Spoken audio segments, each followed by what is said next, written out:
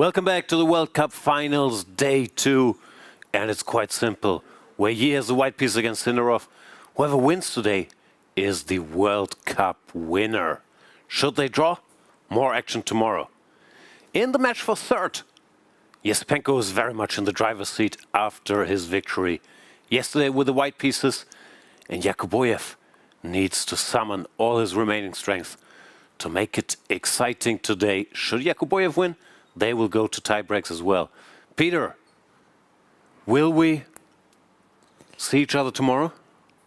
Yeah, hello Jan, welcome everyone. I believe definitely yes. I'm expecting at least one tie breaks, very much in the finals, yeah, because okay, the first game was a draw. In Esipenko, Yakubboev, I share your feelings. Like Esipenko is a heavy favorite right now because after almost like 1 month of fighting here, how do you find the strengths, energy and also ideas in order to put Esipenko under pressure, who has been playing a fantastically solid event? I believe in Wei Yi. Wei Yi today with the white pieces. Good score against Sindarov. Sindarov looked a little bit shaky yesterday. Not super shaky, but some small mistakes were creeping in. The mission is accomplished for Sindarov. He's made the candidates. I think Wei Yi could do it today. Well, certainly he will try, but it also comes down to an opening duel, I believe. Yeah, we have also seen yesterday that that was a very sharp duel in the Petrov. Sindarov was challenging Wei Yi. Wei Yi was up to the task. He was very well prepared. Now I'm expecting something similar from Sindarov. But yeah, I go with you that Wei Yi played a brilliant event. He had been, I think, unbeaten in the whole tournament so far. So. Yes, he haven't even lost a single game. It just goes to show his incredible stamina and stability, talent, and he also has this extra something that in decisive moments always helped him to prevail. He doesn't crack. Let's take a crack at yesterday's highlights.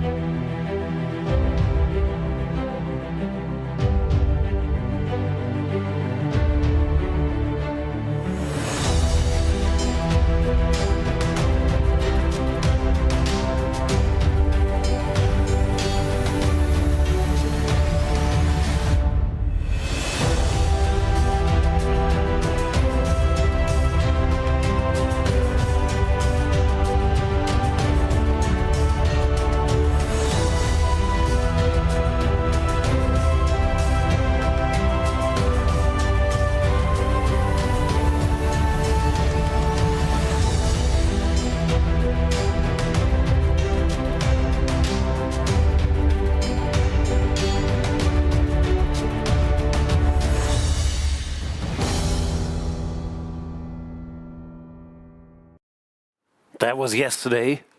Today is a new day. Peter, let's talk chess openings. Wei Yi, primarily one e4 player. What can we expect from Sindarov? Yeah, that's the big question, and I think also Team Wei Yi is kind of curious to see, because Sindarov doesn't exactly have a very well-established main line against e4. Yeah, he's always coming up with some surprises. We have seen that kind of slightly dubious open Spanish against Frederick Swanne, but not dubious at all. Great opening. Do it again, Sindarov. Yeah, basically by being extremely well prepared, you neutralize the feeling that it is suspicious or dubious. But okay, to repeat that line, it's kind of tough. But he also is capable of playing some bishop c5 kind of Spanish. I remember in previous years he was one of the leading experts there with a lot of interesting ideas. And that's why also Team Wei Yi, how is he targeting Sindarov? What is your kind of suggestion in such situations? I haven't seen Wei Yi go very much outside his comfort zone. He will play e4. I think he will play the Spanish. They will try to do something playable against the open Spanish and everything else. He knows theory anyway. He will play his stuff, but I can't see any like super surprising thing from Wei Yi. He's not going to play the Scotch or the Four Knights. I mean, he will play classical chess, see where it goes. Yeah, absolutely. Yeah, he will stick to his guns. He's also constantly just playing the Petrov because he believes that, okay, I have analyzed it, I know it, then why not to do it? Yeah, I also think that it will be much more likely a Spanish than Italian. However, against Esipenko, it was an Italian, which is also possible in Wei Yi's case, often even connected with Bishop G5, the razor sharp kind of stuff. But I don't believe that today we're going to see Bishop G5 Italian. It's not the day to play that. One thing, depending how fatigued he is, could be saying, okay, I prepared e4, e5 against Esipenko already, I'll just do the same stuff. Sindarov is not going to play h6. We have everything ready, why should I reinvent the wheel? Yes, that's true. And after all, already you qualified for the candidates, yeah? So there isn't this pressure of not to do anything crazy or not to do any unforced error. Yeah, the players are more like, yeah, let me try to win rather not to lose it. Yeah, that's, I think, the attitude. Yeah, there we see the candidates that are determined with the usual disclaimer. Even though it's not official yet, Pragnanda and Nakamura will join them. And the last spot will go to either Andrey Esipenko or Nodirbek Yakubboev. Yakubboev in a tough spot. Do you have thoughts on that game, what he should do? Well, he basically has shown throughout the tournament that with white he's very energetic. He's always going for the most uncompromising positions. However, the last game from him with the white pieces, that very important game against Sindarov, was not so impressive. And basically, if he's faced against Esipenko with something similar in a must-win situation, then I don't know how desperate he will get, what he will come up with. He might not even go for these but kind of structures because black is just so solid. But then what exactly do you do? So I'm very curious to see if we will be seeing some surprises there from Yakubboev right from the beginning. Yeah, he's been a d4 player, and as you mentioned, Andrey, classical guy, can play the Nimzo, can also play the Karlsbad, and especially in the Karlsbad, we've seen Yakubboev himself use one of these very solid lines with Bishop f5, leading to an endgame. Those are always a bit tempting, needing a draw. But the problem is with white, what else do you do? If you don't want to go too crazy, it's not like after d4, knight f6, c4, e6, knight c3, d5. We haven't looked at the other moves like bishop g5 or knight f3. It's very hard to get a game against a well-prepared classical player. Yes, however, there is also this sketch that I'm just remembering that actually Esipenko is using the d5, e6, bishop e7 move order. True. So maybe there he can find some idea. There's that some more room there, and see. Yes. ED bishop f4, slightly more room. Yeah. Yeah, slightly more room. But in order to be guaranteed to get to that position, then maybe you have to play c4, because that was the way how people were also getting it against Esipenko. But then maybe after c4, e5 or c5, and then good luck. Yeah, it's so tough, and he has to decide right from the beginning. Let's decide right now to check in with Charlize in the playing hall.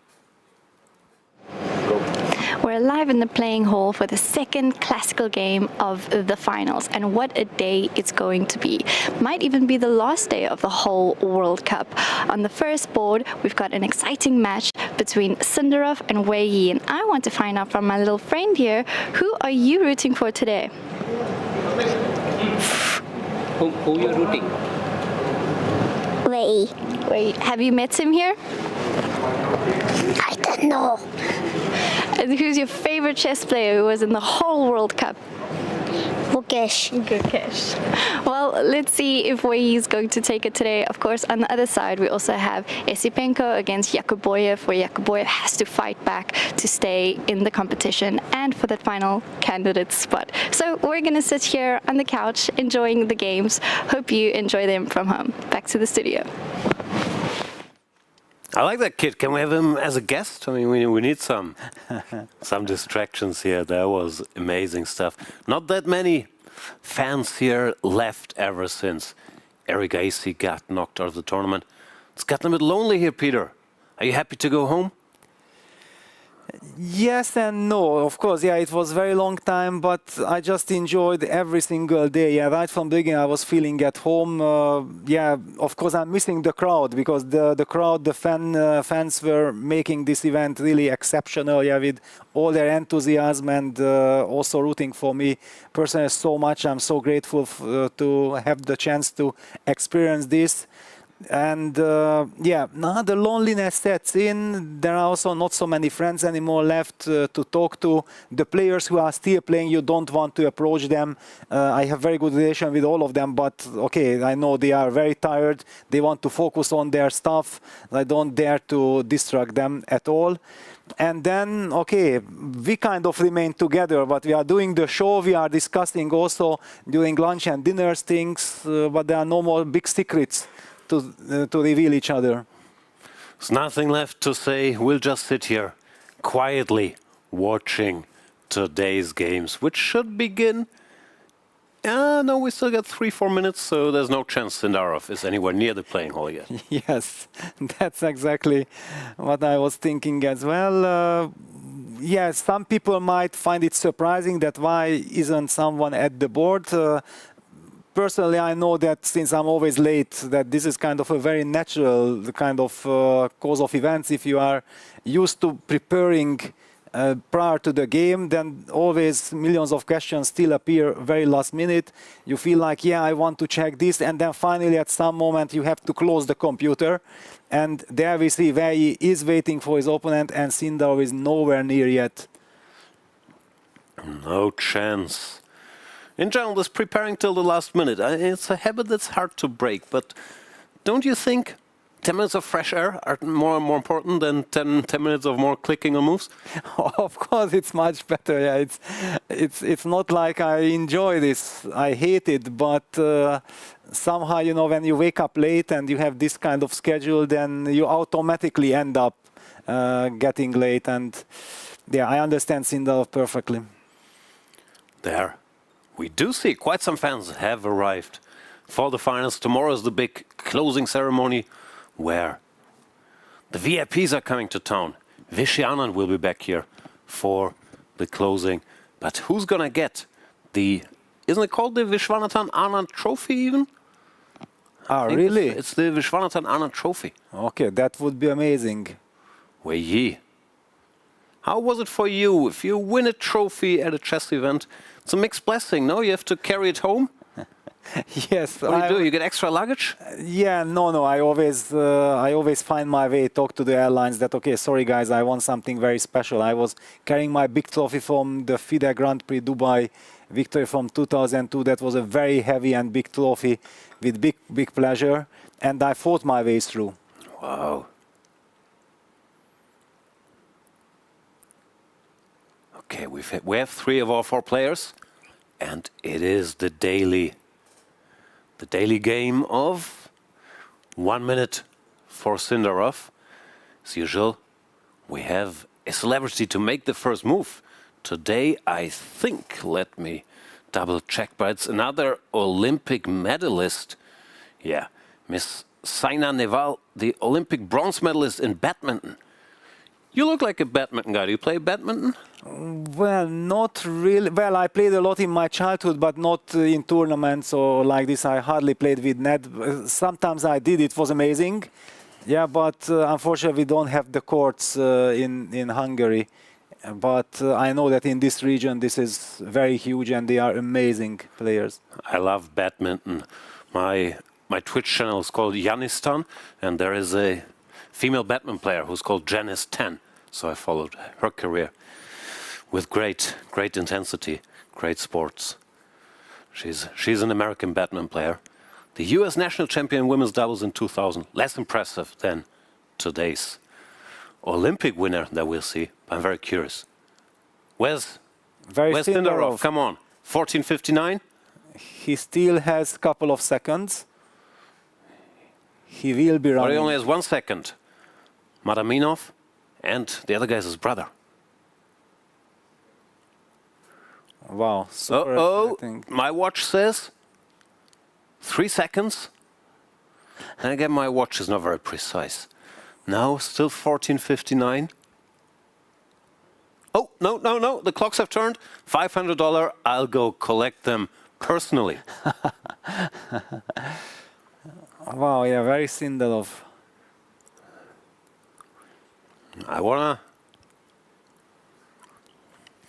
We need a FIDE official right there, right now. No money, no honey. Give me the 500. He's late. Someone cash in.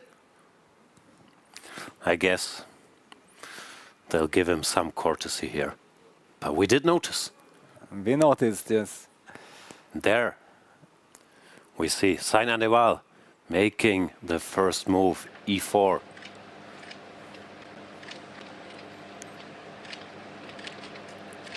Good luck. Thank you very much.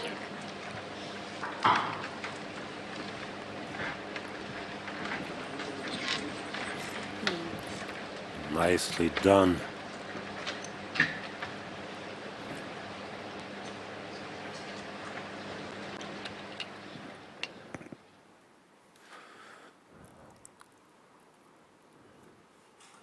It is also, yeah, there is the handshake. The big question that when does it count? Probably he already stepped into the player's area exactly when it was Gotta be it at the was board. time. That's always where it counts. That's where you play. Normally, yes. All this zero tolerance stuff doesn't matter if you're in the building. Like, you gotta be at the board. Yes, 1e4 on the board. No surprise there. E4, e5 as well. Sindarov reacts with the most natural e5 under the C6, circumstances. he's not a big Petrov guy, but open Spanish, Italian, what's gonna be? Yeah, now it's up to Wei Yi to decide.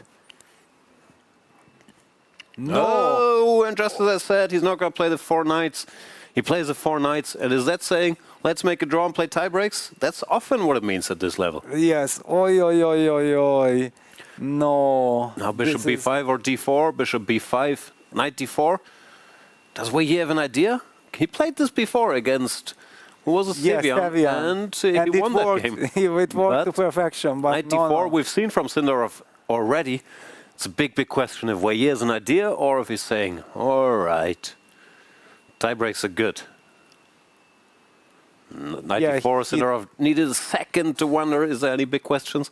He doesn't want to I'm very curious now. get into any theoretical discussion, but the problem is this way Wei Yi will not find out what did Sindarov actually And he does take, whoa. prepare for this game. Takes is the cleanest way, quote unquote, to make a draw. More interesting lines are bishop c4, bishop a4, or short castles. But after knight takes d4, e takes d, e5 is usually played. Knight Yeah, d5 but- is another move, but it's also not exactly winning. But have you seen how Sindarov looked at after? Okay, I just did this in the I played previous this. game, and I wanted You nothing. think I don't know this castle's bishop takes d7 line? I tried this myself. Yes, and Sindarov also thinks like, that's why I came late, that's why I was rehearsing millions of computer lines in some Checking of the the... open Spanish, move 38. Some crappy endgames, and you do this. Wow. Bishop c5. So one thing we know, we will have a tie break. We don't know yet, but this Well. is looking very, very tie-breaky, especially since Wei Yi knows Sindarov played this himself, so there's not any chance he doesn't know the subtleties here, like with Yakubboev, who after castles played c6, which is somewhat inaccurate, but this game will feature... Wow, queen e2 queen e2, check. even more aggressive. Provoking and forcing the queen trade. Yes. Now big decision, queen e6 or queen e7? Yes. I actually like queen e6. Ah, I like queen e6, but he goes Sindarov queen goes e7. Queen yeah. e7. Will Wei Yi blitz out a4? Big subtleties here. You know that I don't dare to make predictions, but here I'm calling Dare? it out that it will be a tie break. Yeah, that's I'm surprised by queen e2 check. If you want to draw, I would castle. And after castles, bishop takes d7. I mean, it's... okay, but I even don't really want to discuss this. Yeah, it's let's wait for the moves. But already in my soul, I'm getting ready for the tie break. Also, what's Wei Yi doing? You're thinking now? You chose this. He takes. He's trying to show, okay, I really don't want anything. No subtleties. No Let's just finesses. exchange stuff. I don't want to spoil the party. People came here to watch the finals. I want to deliver tie break. Yeah. Also, the real tension today is the match for third place anyway.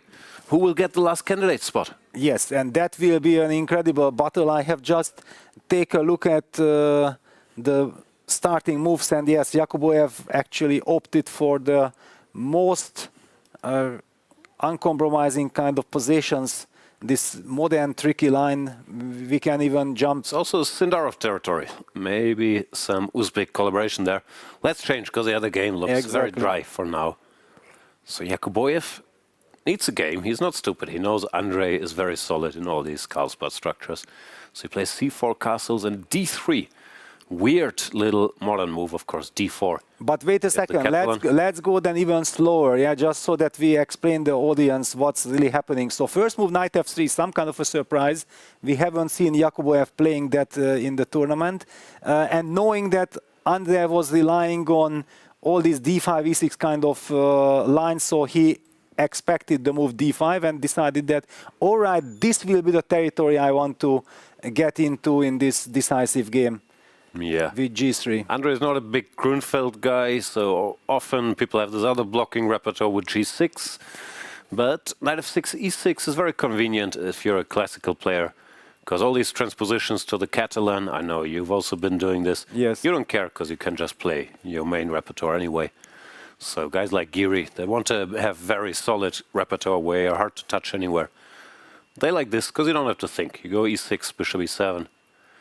But there are some sidelines here, like pawn to b3 is one of those. But then black can also be very solid with c5 or b6. And pawn to d3, it's a weird little move, mainly saying let's play a game. D takes c, for some reason was not so easy, because now this bishop, as usual, is a bit passive. Black has a bunch of moves here, but c5 is the principal one. First time I saw this, people were playing c takes d, e takes d, d4, saying the Tarrasch is such a bad opening, I'll give you an extra tempo. Yes. But the latest wrinkle is this knight to e5. And I know this because I've seen Sindarov play in Bundesliga. He played, I think, against Delchev, very solid grandmaster. And Sindarov played 95, and he won the game in like 30 moves, and he finished with more time on his clock than he had started with. So he blitzed out everything, and we asked him afterwards, do you know the theory? And he said, yeah, kind of, I knew the plan. Then I checked with computer. I mean, he was completely freestyling, but he was just blitzing out all the moves, crushing. It's a very weird move, but white often wants f4 if this knight gets questioned with queen c7, and then play e4, leading to a non-standard structure, which maybe against Andrey is not a bad recipe, because he's so good in standard structures. Yeah, but he blitzed out the move a6, which basically indicates that I know my stuff, because he did not really spend any time. What's the point of a6? I'm not sure I've seen a6 before. I've seen like this queen c7, f4 business. Yeah, but a6 is a good move. Ah, a6 is a good move. Yes, I know. I know. Well, basically this 95 territory was something that we already had with Team Nyepo for the 2021 World Championship match. Ah, we didn't have it at all. You were wasting time. Yeah, well, also it wasn't really clear if, okay, with which color can we get it against Magnus? Yeah, it's not really, but since Jan was also into this knight f6, e6, d5 kind of lines. Yeah, I understand. So it's clear that we had to seriously consider what happens against this, and we were ready. Yeah, we were kind of even having 2-3 different good options ready, but in order to have those lines ready, you had to appreciate the move 95, that this is a very serious move, and we had to take it seriously. I promise you, no one in Team Magnus had ever seen that move in 2021, so you were safe. What is the move here now, though? After knight c3, d4, this is a bit too much. Yeah, this is what black would want. And if you go f4, I honestly know nothing for a change, so I can just try some random moves. f4, now you play without putting the queen anywhere, you go b5 or something, yeah? Yes, because there was also this idea of going somewhere b5 with a pawn sacrifice, yeah, without a6. This also existed, but yeah, Andrey playing a6 means that blitzing out a6 just shows that, yeah, thank you very much, I'm in my preparation. I know that you are very tricky, it's a fighting line, but I will just neutralize you with this small little move a6. By the way, somewhere maybe rook a7 comes to life as well, yeah, getting out of the pin. Yeah, so it's a multi-purpose move and a nice little waiting move. After all, knight e5 was also kind of an empty shot. Yeah, opening the bishop, trying to provoke some tempo move from black with queen c7, but we are not falling into this provocation. In a way, it's, I mean, mutual Zugzwang is a bit strong, but it's not completely obvious what white's next move is if you don't attack the knight, because then you do all this f4, e4 business. So what can we do? Yeah, maybe it's time to switch plans. Let's play d4. You played a6, now we play Catalan again. This is of course not happening. This could lead to simplifications, I guess. Exactly. Yakubboev is upset, or upset maybe not, but choose some random line you've never played before and the guy blitzes out a6. That's disheartening. Let me try some other moves. Knight d2. I want to bring the horsey over here. Yeah, but that is also harmless, kind of. Yeah. What's not harmless? Yes, that's the problem. Yeah, I told you, a6 is a very good move. Andrey knows. a6 is a very good move because look at his power walk. Also now already you have all the because normally this f4 was also connected that the knight was going to c3. Yes. Yeah, that once the knight moves to d2, there is just no real idea in the position. Yeah, so I'm actually curious that whoever wants to play this with white, yeah, how he wants to react after a6, because a6 is super smart.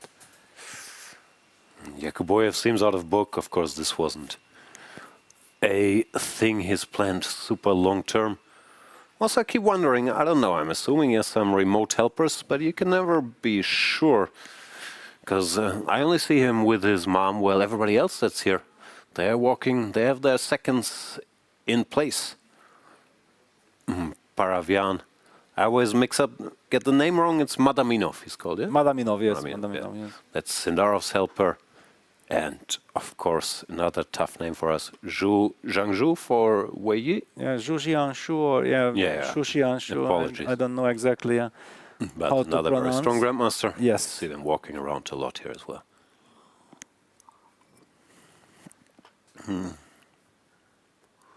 All right.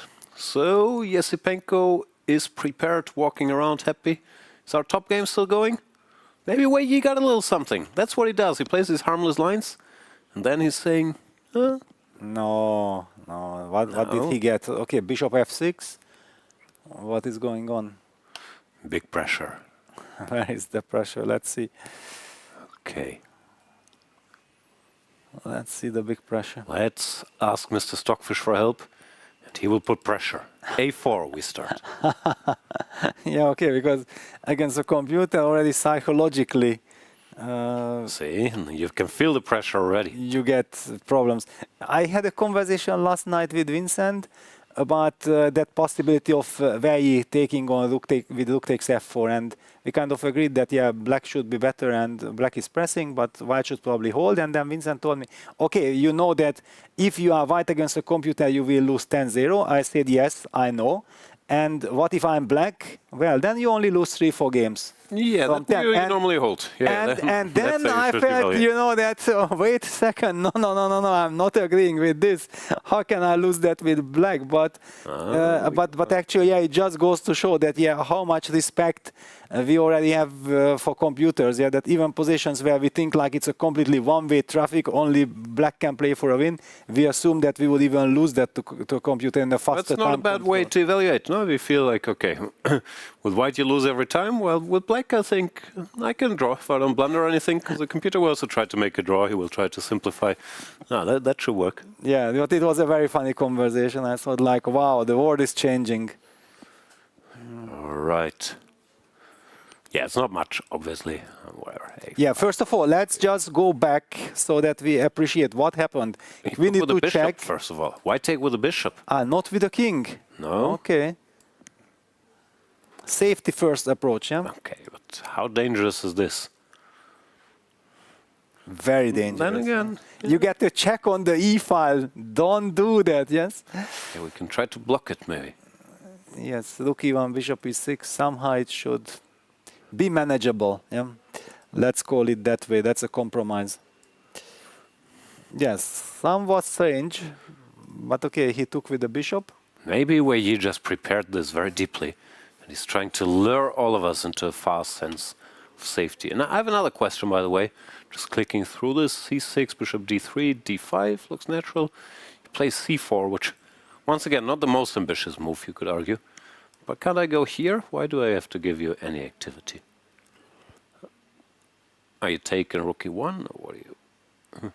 I know it's not you. You would never play like this, but No, what does he want? Why not? In general, I feel that Sindarov sometimes gets Can get careless. bit careless in these positions, yeah, because for him already in his mind the game is stopped. Yeah, that it is a draw. I think Mamedjalov was also very similar, yeah, that he was such a fighter and he was always looking for creative ideas, and then when something like this happened, okay, let's go home, why are wasting our times? But yes, sometimes I don't see it coming here, but sometimes you can get into small trouble. It's a bit like attitude. old Magnus stuff as well. Yeah, he would to play some line, everybody would think is harmless, and okay, just let's make some move and make a draw, and then no draw for us coming, and all of a sudden some small problems show up. Like Magnus won a lot of games like this. Maybe not here, but in Rook E1 Berlin's or that kind of business.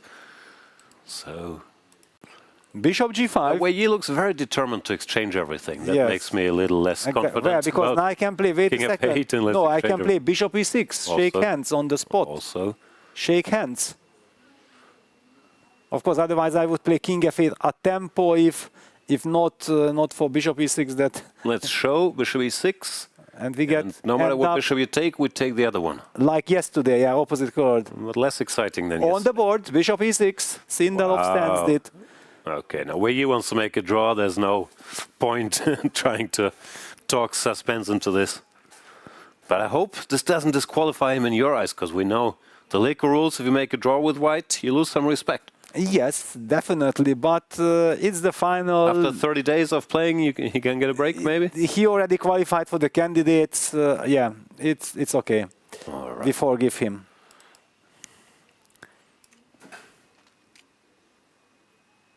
I just find takes it E7. interesting, yeah, Bishop takes E7, that why, for example, Sindarov was thinking against Yakubboev that it's a good idea to just not play the white game and go for a tiebreak, and also now why Wei Yi thinks that playing the rapid blitz tiebreak against Sindarov is so much better than playing a white game.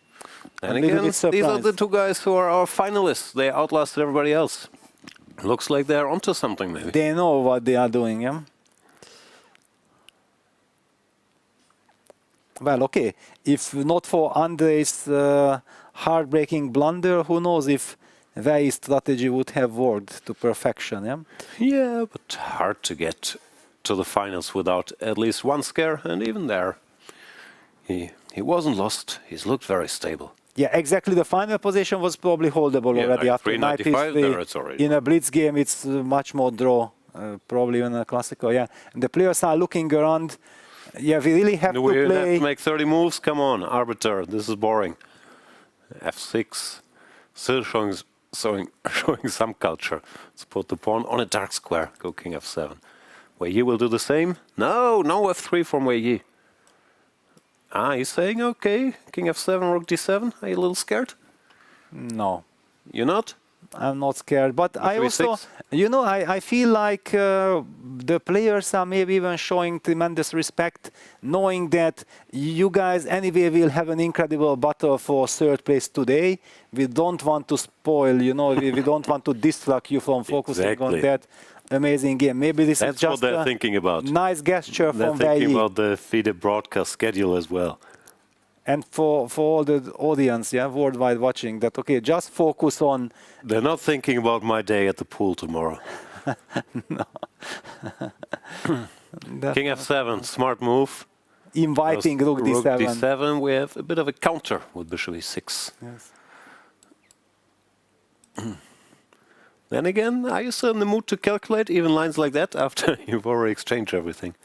Yeah, this is what Okay, think- Sindarov is wondering. I can play Bishop D5 Cemento Yeah, you and can do this, and and then then- B5, A5, A4, just lock down everything. Also, everybody knows this will be a draw by move 30. I think okay. I made it to the board, not quite in time. I paid $500 to be here. Might as well think for 1 minute. But wait a second, now I think the person who feels even worse than before, it's poor Sam Savian. Yeah, that because and King F7 is played. Now he gets to know that for sure Wei Yi actually had no idea in these 4 knights. He Nah, just but wanted to we force don't a know draw. it. I mean, today he chose it to make a draw clearly, but you can also play the 4 knights with other intentions, like you don't have to play knight takes d4. No, and but so e5. far he played Spanish and he played the Italian when he wanted to play a game. Yeah, this No, is- no, of course, but maybe against Savian he had a specific idea, or he saw he never goes knight d4, or it always goes bishop b4. Then again, maybe he did want to make a draw. Did they make a draw already? No. Well, they traded on e1, rook e8. Now they traded the other pair of rooks as well on e8. So This is exciting stuff. only opposite Hang on. colored bishops are left. Oh no, the board went crazy. Yeah, the board went crazy. Yeah, so let's Takes, make takes, rook e8 probably. yes. This is less exciting than this other opposite color bishop endgame. I can state with confidence, I would hold this with either color against the computer. Against yeah, no matter how super Doesn't matter. computer that is. Yes. I'm not sure about that claim. I have to think about it. No, I'm quite confident. Yeah, f3, king d7, king f2, king e6, bishop f8. Small little touchy. King f7, bishop b4, king e6. That's the way. Why to get to move 30? See? King f7, no weaknesses. Not to weaken with g6. No 30 moves. That's the point. Ah, bishop d6, king Bishop e6. d6, king e6. Professional. Professional. Then again, they could also make it to move 30. Then they don't have to call the arbiter, which is slightly awkward. Yes. So, a lot of choices to be made here. Do I make a different move and then I'll offer draw move 30? Or do I repeat moves? All the then way the to- arbiter will come and check and ugh. But okay, you can just repeat now all the way to move I straight don't know, because the DGT boards, they will claim draw if you repeat 4 times, and the arbiter maybe has to intervene if you repeat thrice, no? Oh, wow. This is complicated decisions for Sindarov. Yeah, that's why he's thinking. Yeah. The longest thing of the game, yeah? It's a big decision. Very bad timing. It's move 26. Had they started the repeating on move 28, there would be no such issues.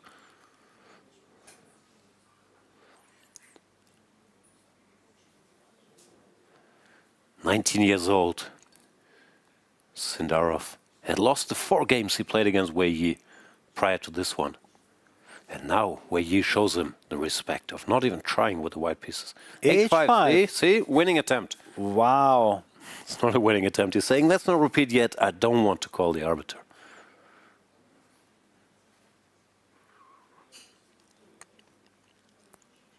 This was the most shocking move of Wei the Yi day. looked very shocked. H5, yeah. Went into the tank. And g6. So he did not want to let the pawn on h7 to be stuck with g6, bishop h6 fixage. No, the Yeah, only just- thing he doesn't want is having to talk to the arbiter, I promise. He knows if king e6, bishop f8 was coming on tempo.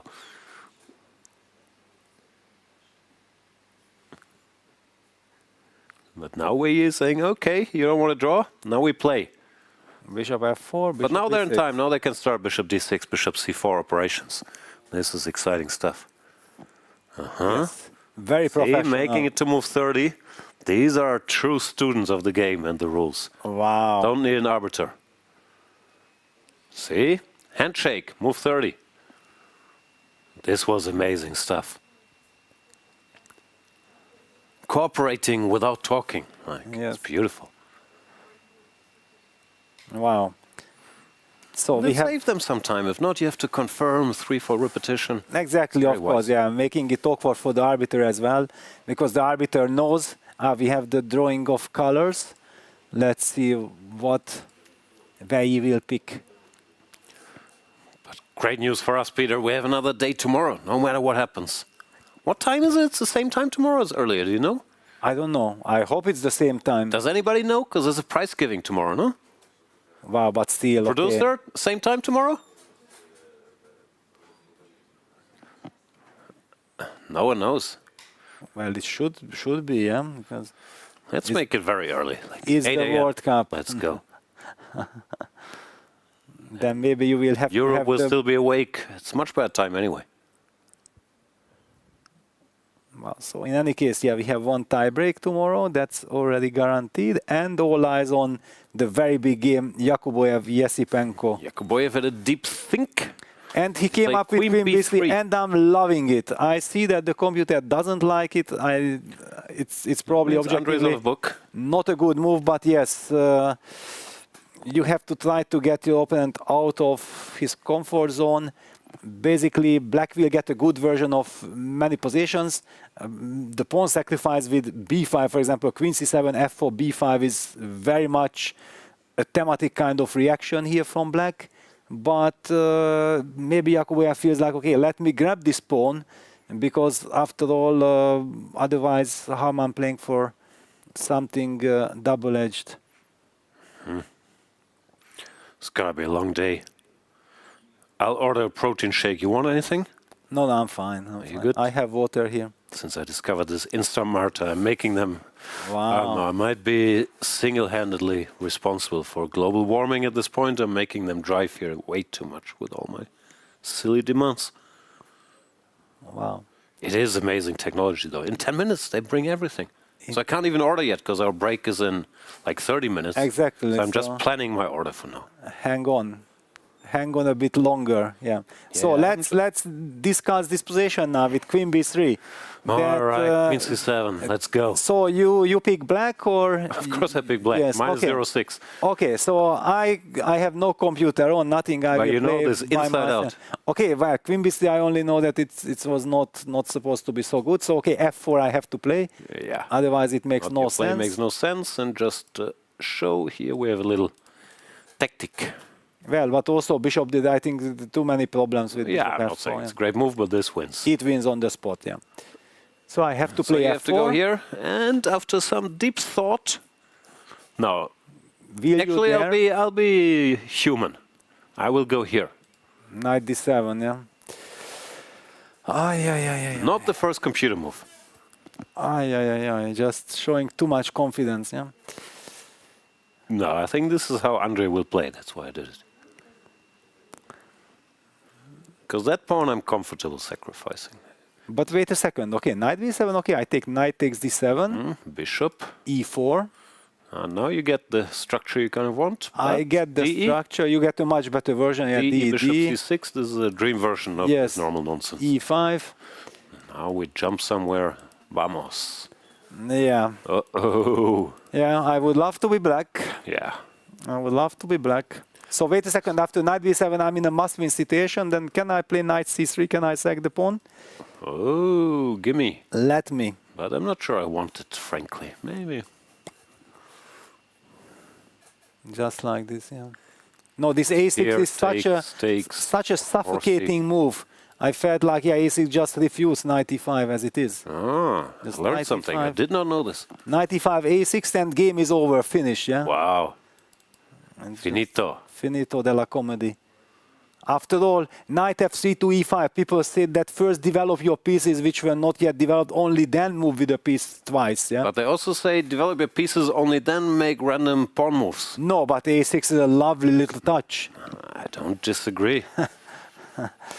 Because knight e5 is a provocation, I'm not falling for the provocation, I'm making a prophylactical move. Wow. Yeah, that is the key. I love prophylactic moves. So we go here, then this idea is better. Yeah? Just to Takes compare. e4, yes. Takes e4, takes, bishop c6, queen e2. Queen and this e2. setup, what is sort of happy. This is poisonous, yeah. And even here, pawn on a6 is actually very nice because you cover the b5 square later when knight c3, e5, and so on. Happens, a6 is always very useful. But now with the queen on b3, it can't go to e2 anymore. So if we get anything similar to this, it's a 10 times better version because black made two useful moves. Well, this queen is a bit stupid. Yeah, you're also ready with b5 to break immediately. Ready for anything. Yes. Yeah. But But Andrey's out bishop of book. d6. Okay, Andrey Bishop plays d6. bishop d6. Whoa. Too many good F4, moves. Let's go. Yeah, f4 will be played for sure. What was this bishop d6 about? Yeah, What's his point? Does he want to take on e5 now? this is surprising because it's completely unnecessary. 'Cause I was told also to move your pieces just once in the opening. Second time. Yeah, it's strange. It does attack the knight. And maybe he's hoping for bishop f4, g5. That's unlikely. But I'm a little bit disappointed. I so much wanted to play myself this a6, you know, that I so come sorry. back to chess. You know, I play suddenly a tournament after 5-6 years, an individual tournament, and then I get the chance to, after knight e5, play a7, a6. It's, you know, those moves that I live for, yeah? I just love this so much. There's still a chance. Is this a novelty? I really haven't ever a6, checked probably this line. it's still a novelty, but yeah, it's such a good move. Closes the line. But bishop d6, is that reopening the line? Yeah, bishop d6 somehow very strange. Why are you doing this? Okay, basically it shows that you think like I have such a wonderful position that I can do anything. It's fine, but it's just weird. The bishop was already doing stuff, and f4 is not such an common move anyway. Why not play queen c7 if you want to provoke it? And now we're much better placed to deal with all this nonsense. Yeah, so let's put the pawn on f4 and try to understand what is black's idea. Knight c6 is Is too a much, yeah? possibility, but we don't want. This Foundation, takes then knight strange. c3 and we get structural deficit. Especially when you need a draw. I mean, why do this to yourself? Yeah, F4 for played, of played. course. All right, so queen b3 made its purpose. Actually, we get a game. Andrey, for some reason, decided bishop d6, but okay, maybe he has a beautiful follow-up, something very strong. But even if you play b5, then even the CD structure and then knight c3, I don't know why I have this bishop. And queen c7 Queen played. c7 blitz out. Why not start with queen c7? I will go f4 and then you can think about. I mean, bishop d6 is not the first move that comes to mind here. Anyway, what is going on now? He's attacking this. I'm not sure if he's really threatening to take. But once again, a6 great move, stopping knight b5. Yes. Okay, let's ask some questions. And C takes d. CD, okay, ED, for example. Horsey. Yes. Yeah, I'm not so happy it's allowing this knight c3 No, it tempo. looks what White is dreaming of when he plays this. Exactly. There is something to look forward to. No, it's already a different game.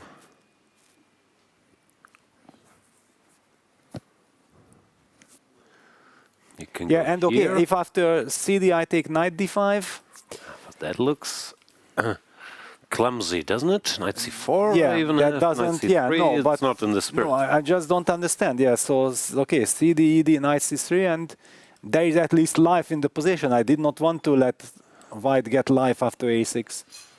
Suffocation was the main idea. That is the dream. No life. But okay, what move? d4? This maybe now is a different story. No, it's a different story. Yeah. It's probably a professional Without move. CD. Yeah. But okay, even here some e4 business. Yeah. At least we have to calculate a lot. Yeah, e4, c4. Yeah. Some counter punches. Yes, counter punches, but Now the queen is stupid again, at least. But still, it's a mess. it's a mess. Yeah. Of course, White does not need to rush with this. Yeah, strange stuff happening. But CD, ED, knight c3 he will play. Also, I think for lack of other normal moves, knight c3, d4 looks pointless. And then you can feel the heat. Because if here, some interesting jumps actually. Yes, some This interesting looks normal, jumps. but even here, who knows what's going on? Finally, a drawback of a6. Yeah. And now also all these diagonals are opened up. Yeah, like the move queen b3 makes a lot of sense. Let's say we jump, Yeah. take, queen takes. Some activity. Okay, maybe here but finally I arrows. can use my rook a7 idea. Ah, Maybe here I can do this. And then bishop e6 is coming. but is it? Knight c4. Okay, bishop e7. No bishop e6 for you, sir. Oof. Like this, yeah. So 0-0. Computer doesn't care about But any of you this are stuff, cruel, but it yeah. looks like You play with my heart, you know. I'm not happy anymore. quit playing games with my... Yes. Good old modern At least- talking. Yeah. Yeah. Yeah, no, things are out of control. No, this is not the reason why I'm so extremely happy about A6, because that was the whole purpose, that we don't fall into any provocation. Sorry, I'm distracted. Quit playing games with my heart? It's Backstreet Boys, no? Viewers? Ah, that's Or is yeah, that Yeah, is Backstreet- yeah, that is Backstreet Boys. Yeah, but okay, Okay, modern talking is the real classic. No, every modern talking song sounds like that. But Yeah. what's your favorite? Geronimo's Cadillac? Geronimo's Cadillac I love very Stuff, much, of course, yeah. But Brother Louie is also amazing. All those classics. Ugh, now it's in my head. You can win if you want. Yeah, I was listening you. during 90s, like 97. I think I played the Tilburg tournament. Every single game before I was going, I was listening to this song like 5 times. Back then, I was not rehearsing lines till the bitter end. Yeah. Just Dieter Bohlen telling you can win if you want. And there was also this medley when they made this medley of songs, everything Cherry, mixed cherry together. lady, Yeah, everything together. Yeah, Cadillac. it's yeah. Those songs are from like '84, yeah, 84. I Yeah, think. but they had a big comeback in the mid-90s when Exactly. we were listening to them ironically, but not really ironically, but it was a No, but was a I whole was thing, the listening modern talking. '84. I was 5 years old. Yeah, we were listening to all those records, Toto Cutugno and Modern Talking, Depeche Mode. Okay, all this, The 80s, the golden age of music. of course. I was playing not yet chess. I was playing football all the time. Yeah, those were the days. I just started chess at the age of 7. Yeah, so Oof, I had very late. 3 extra years before that. Yeah. Yakubboev. When do you think he started chess? I don't know actually. I know Sindarov started very early at 4. Very early at 4, yes. I was surprised that, wow. But Yakubboev is already 23.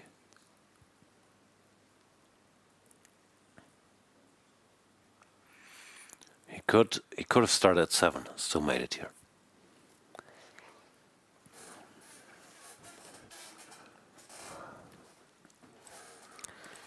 Yeah. I started at 11. Imagine. I At started 11? 4. What That's did what you held do me back. before? I know, I was on this boat in the Mediterranean. I didn't have chess clubs.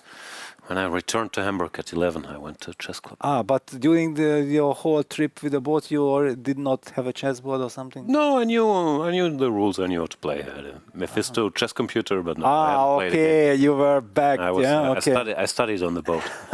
Exactly. I had one chess book and a Mephisto Mondial too.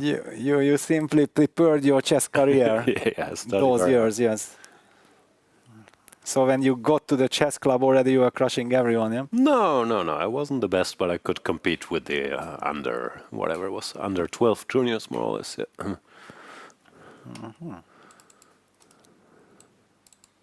What kind of secrets you are revealing? It's just, I didn't know this. I absolutely didn't know this. yeah. My life, it's a more harmless version of this, what's it called in English, the chess novel, Schachnovelle, Stefan Zweig. Yes, You know, this guy who's exactly. Yeah, in that's jail and he amazing, yeah. builds these breadcrumb pieces to play against himself. I was on a boat playing against myself on like And Mephisto, yeah. Mephisto Mondial. Yeah.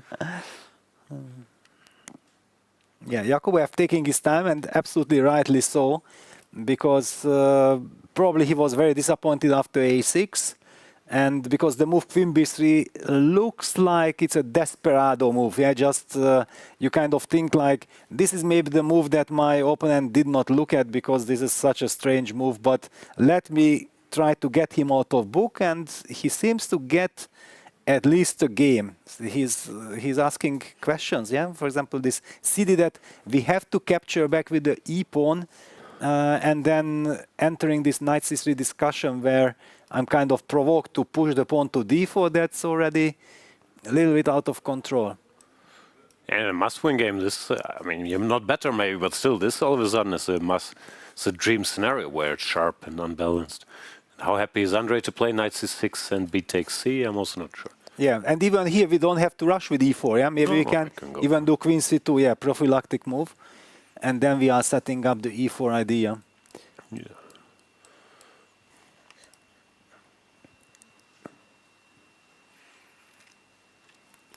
Yakubboev wearing the jacket today. Maybe my many complaints finally been heard. Wow. Because arriving, that is my sign. I should place my order, because that means break wow. in 10 minutes. So it's time to order stuff. But you know, You guys want anything? No, I just have the feeling like this is the World Championship match final, yeah, when we have one game, full focus. It's just The lovely. final's over already. They may draw in like 10 moves. Yeah, but in the classical World Championship, yeah, when we only have one game on every day, and this is very interesting. All eyes on Yakubboev and Andrey Esipenko. What's my CVV? Don't reveal everything. No, I don't know myself. It's Keep fine. some secrets for yourself. We need some boundaries. Why does it always charge me in euros? I want to pay in rupees. You are complaining too much. just do your, I'm being ripped off. just This do is your like order, Jan. 3.5%. Yeah, of course, it's always some extra charge somewhere. Doesn't recognize my face.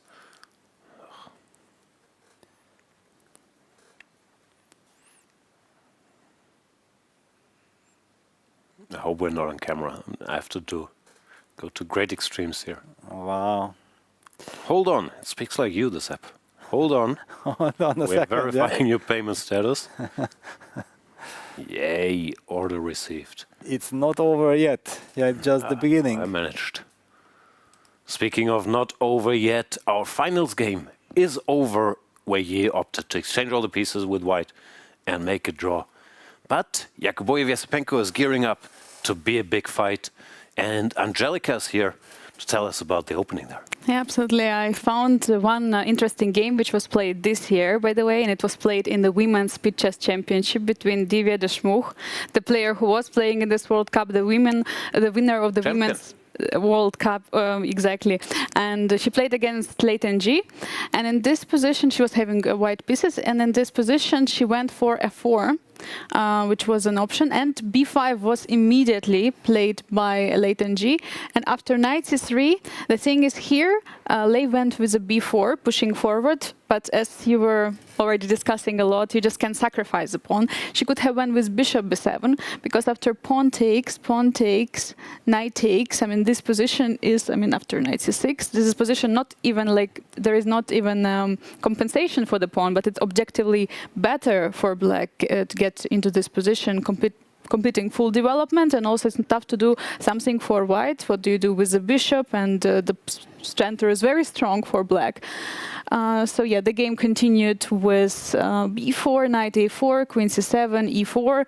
White did everything great, and because of this b4 push, of course, black didn't have much on the queen side, and Divya won this game. But yeah, one more time, this giving up a b5, and as you're mentioning, of course, after queen b3, if we're looking now at this position, queen c7, f4, b5, it would seem like as if after f4, b5, here white played queen b3 move, which doesn't make sense. So if we were looking at the game, right? So after queen c7, f4, b5, you don't really want your queen there if you know that the pawn can be sacrificed. It's a pity, of course, that Andrey didn't go for it, but he went with the human moves. Bishop d6, of course, probably knight b7 was a bit more human. f4 and queen c7, just finishing the development, putting pressure, and... But okay, then Angelica, tell us, then if white plays cd5, then what do you think? How is Andrey supposed to react? That's a good question. So, okay, were you taking with a... like ed5 and then knight c3? Just attacking the pawn. and then your double was attack. putting pressure on me, and I'm not using any computer, so I have no idea what's going on. I just, feeling-wise, not so happy that it gets so complicated. Yeah, it's getting too complex. Black is giving up a pawn on d5, Yeah, but you cannot really. You can we take on c6. Yeah, go for this unbalanced pawn structure. You have to take b takes c6, and now we even play queen c2 just going back. the queen, yeah. And probably you will have to play c4. But okay, it's a C4. must-win situation. I think Sindarov should be quite happy that there are some messy possibilities. Or is this just You mean nice for Yakubboev? black? Yakubboev. Yeah, sorry, yes, yeah, Yakubboev. Yeah. But yes, probably Sindarov is also happy. Yes, Sindarov is already happy. Yeah, that he just needs to No, prepare that for the. Yakubboev has a chance. That he has a chance. Yes. Exactly. Yeah. I think he's rooting, and maybe he mentioned that his family also arrived recently. Maybe he also brought something from Uzbekistan, because early in one of the interview, Nodirbek said that already everything what they brought with his mother from Uzbekistan, like everything already finished, all food which was common for him. So maybe they also shared with it. And by the way, talking about the finals, yeah, Wei Yi played a draw against Sindarov. In the Chinese finals, where Dinh Liren played earlier years in the World Cup, he lost finals to Rajabov and he lost to Levon Aronian in tie breaks. So we'll see what is going to happen tomorrow in those tie breaks. But Sindarov is looking strong. Wei also winning a lot of tie breaks. Everything can happen. But as the history says, he might lose, like Dinh Liren in the previous years. But I think he's not thinking about this. Yeah. Of course if not. he would not feel super confident about the tie breaks, he would not really go for it. But he might also simply feel that I already don't have the power to play a real classical game which can maybe last 5-6 hours. I prefer to, play more games with a fast time control where you don't have to be so incredibly precise. Yeah, because in classical chess, of course, the precision is the key. Yeah, Also, in the rapid games or later in the blitz games, you just rely on your feeling. Intuition, yeah. Yes, like Jan used to say, okay, vamos, and okay, what will happen, will happen. Yeah, classical game is always much more pressure. Absolutely, yeah. And also probably looking at the game from yesterday, I mean, after he checked it, maybe psychologically he decided, okay, better just to do a draw and just to spare energy for the tie breaks. But yeah, we're happy. We're having one more day tomorrow, for sure. Absolutely. I couldn't be more thrilled. And we'll spare some energy now for the next 10 minutes, because frankly, my order is here in 7 minutes. So show can resume in 8 earliest. See you then. The FIDE World Cup 2025 in Goa is one of chess's most intense events. A knockout that tests stamina, strategy, and nerves. Here's how it works. It's a single elimination bracket played over 8 rounds. In round 1, lower-seeded players face off while the top 50 seeds receive a bye into round 2. Each round runs for 3 days, 2 classical games, and if the match is tied, tie breaks on the 3rd day. The drama builds until 2 players reach the final. The semi-finalists who don't advance play a separate match for 3rd place. And that match matters because the top 3 finishers qualify for the next candidates tournament. It's simple. Win the match and advance. Lose and you're out. Every game takes a player one step closer to the title and to a possible shot at the World Championship itself. From start to finish, it's a fight to survive. One match at a time. Behind every move played at the FIDE World Cup in Goa, there is a huge team making sure the world sees it. And we are right here where every journalist is coming from all over the world to cover the strongest knockout tournament in the world. Let's hear what the atmosphere like in the media center.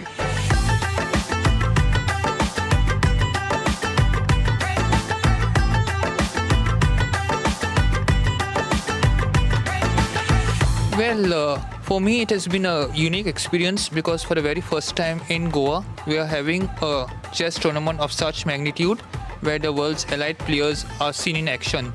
So seeing them up close and interacting with them, players from various parts of the world, has been a very novel experience to me. So I just landed yesterday and I had a lot of affinity towards the Indian players, but unfortunately they are all out right now. But yeah, our focus is still on the 4 exciting talents. I'm rooting for Wei Yi on a personal level, but yeah, as far as the tournament is concerned, like World Cup as usual is very exciting. It's a knockout event, so the nerves are always high for everyone.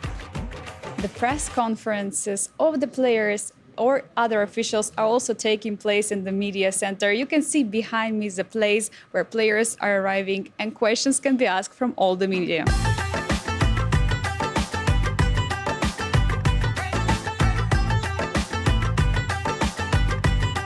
I think for me personally, it was maybe the shock of seeing some of the favourites going out early. I mean, a bit of drama and a bit of surprise is always nice, and knockout is a great format for that. So it's maybe not the most positive moment, but in terms of most memorable, I think seeing some of the favourites getting knocked out quite early on.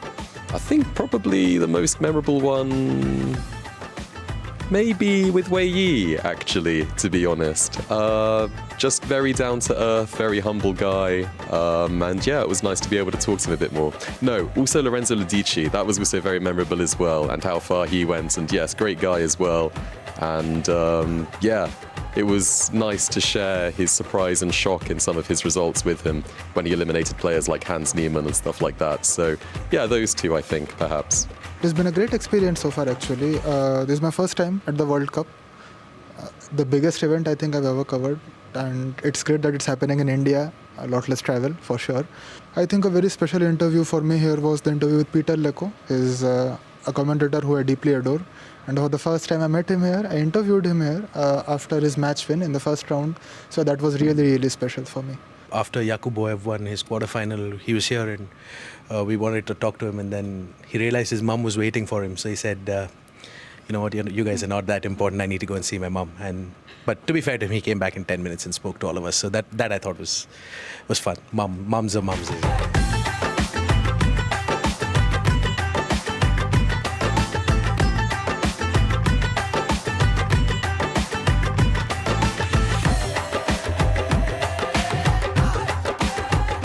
Every moment, every headline and interview is starting from here, media center of the FIDE World Cup in Goa. More stories to come, so stay tuned.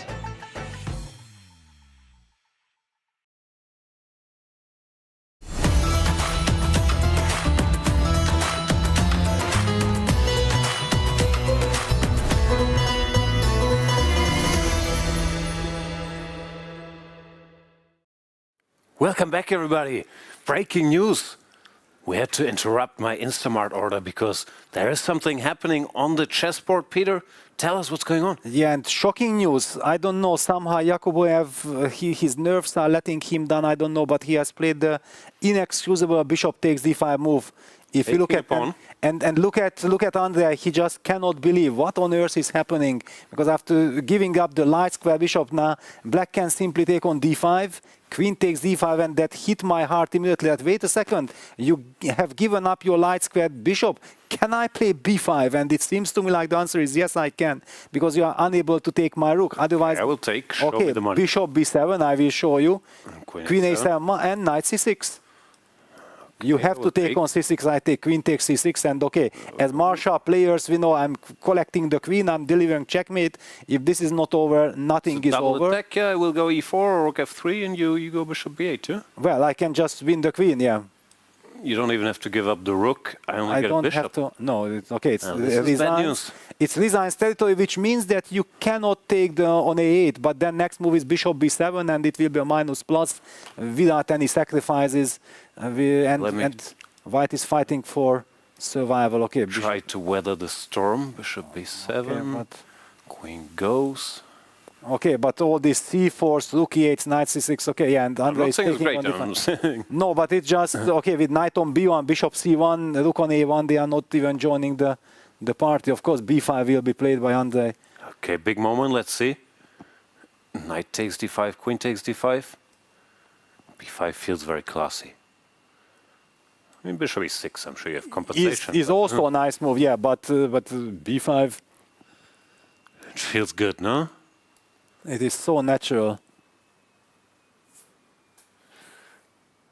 Yakubboev, the strange thing is he had a good position now for The best relatively. position, If yes. he goes knight c3 instead of bishop takes d5, we didn't even talk about because it looked so weird.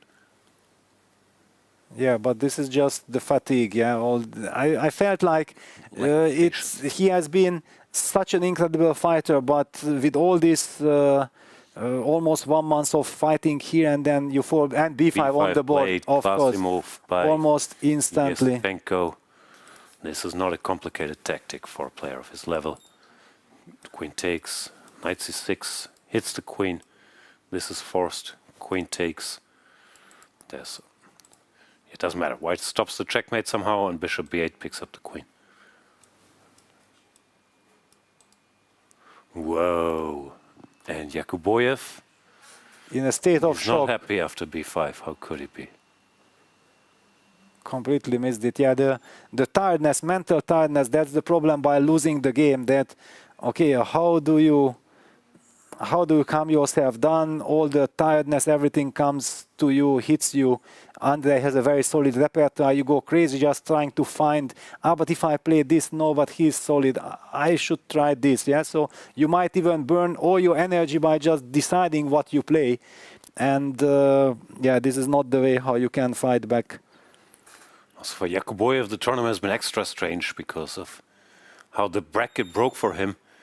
He played, as I've talked about, no one rated higher than 2,650 until the semi-finals in his first 5 matches. And then the opponents kept getting stronger as the fatigue kept mounting. He played Sindarov and now Esipenko. Well, it's also a bit harder to get a playable line against a guy like Esipenko, who's so solid. Exactly, and so well prepared, because solidity comes from extremely good preparation. Yeah, sometimes the so-called lazy solid means that you make compromises, but the super players' stability, solidity means that you can't really touch them anywhere. Untouchable. Wow. Thank you so much. Perfect service. Amazing service. Delivered in 10 minutes, 46 seconds, and that includes Mark having to go there. Wow. Yeah, and now poor Yakubboev. Yeah, this is We'll give 5 stars. just completely shocking. Yeah, because we talk about the chance of getting into the candidates and then it just vanishes like this. It's heartbreaking, really. Then again, after yesterday, he knew it was tough and he didn't have the energy to play a long game. He was trying to force the issue. Doesn't work. But yeah, also for all the Uzbek fans, no, I was hearing earlier that yeah, the Indian juniors used to dominate the Asian Games and World Championships, but now the Uzbeks are giving them more than a run for their money. So chess is so big there. It's not just these guys we see here. And to have 2 players in the candidates would have been a dream for Uzbekistan, of course. But it doesn't look like it's happening.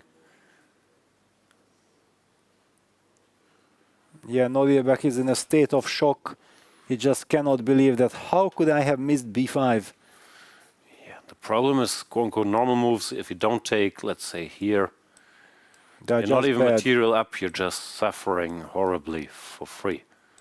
Or a queen takes e5 is also good. Yeah, but, no, this is horrible. and even playing something like this, even if you don't lose, you're not going to win. Yeah, basically you fight for yourself to survive, yeah? Fight for survival. And Yakubboev, being a very energetic player, very aggressive player, if he would have had this position from the black side, he would play a tempo b5. Yeah, this is just what does to your brain, the situation, the pressure, the tension, that you suddenly miss a move for your opponent. What can you do? Now he's sitting there having to deal with this mess. So let's try to find a way to continue the game. Well, probably this knight f3 is the only move, yeah. You have to keep the structure, you have to keep some guard of the d4 square and the diagonal. Theoretical winning chances if black doesn't generate an initiative. Yeah, let's try this. I don't know that. Do you intend some knight g5 business, or that would be too much? I just intend knight c3. You intend knight c3. Yeah, this is the best you can do. By the way, do I have to rush with bishop b7 or No. can I maybe even play knight c6 first? If you want to. But Anyway, you play knight maybe c6. you want this horsey going here as well, I thought, no? Like knight d7, knight f6, yeah. That also makes sense. Okay, it is the only way for white to play, and knight f3 is strictly the only move. Okay, this queen f5 is such a strange move. Yeah, I haven't really seen There's that. not much choice. Queen b3, c4 with tempo looks like too much. Yes, queen b3, c4, and then basically game over. And why queen f5 over queen h5? What is It looked more confusing. because you mean that knight knight d7, knight I don't want to f6. give you that tempo. Yes, okay, okay. But it was computer's move, queen f5, right? Or was it your clicking, or how did it work? That automatically you ended up with the queen on f5. Computer's first move here is, just for context, knight c3 that we were looking it's at like earlier, this. but, But that is he's not no. happy, of course. Yes. Second move is queen g2, which is too sad to even mention. I Yes, thought. yes. No. So knight f3 no, knight and then this f3 queen was f5. me, bishop b7, and yeah, queen f5 is first, queen g5 is second. Because queen b3 is e4 is just too much. And queen h5, knight d7 is also too much. Like now, everything comes with tempo. Rook here, c4. Yeah, and then this c4 break the structure, yeah. So I have to go here, and now Queen Compi f5. says c4, which Okay, is c4 is logical, very but at least natural. it's sharp. I was wondering if you play quote-unquote normal. Yeah, okay, it's also good. Knight c3. and Yeah, knight rook f3 played, yeah. a8. It had to be played. No, even this is quite good for black. Yeah, it's very good. But knight f3 on the board. Yeah, okay, only chance. It's the only move, yeah.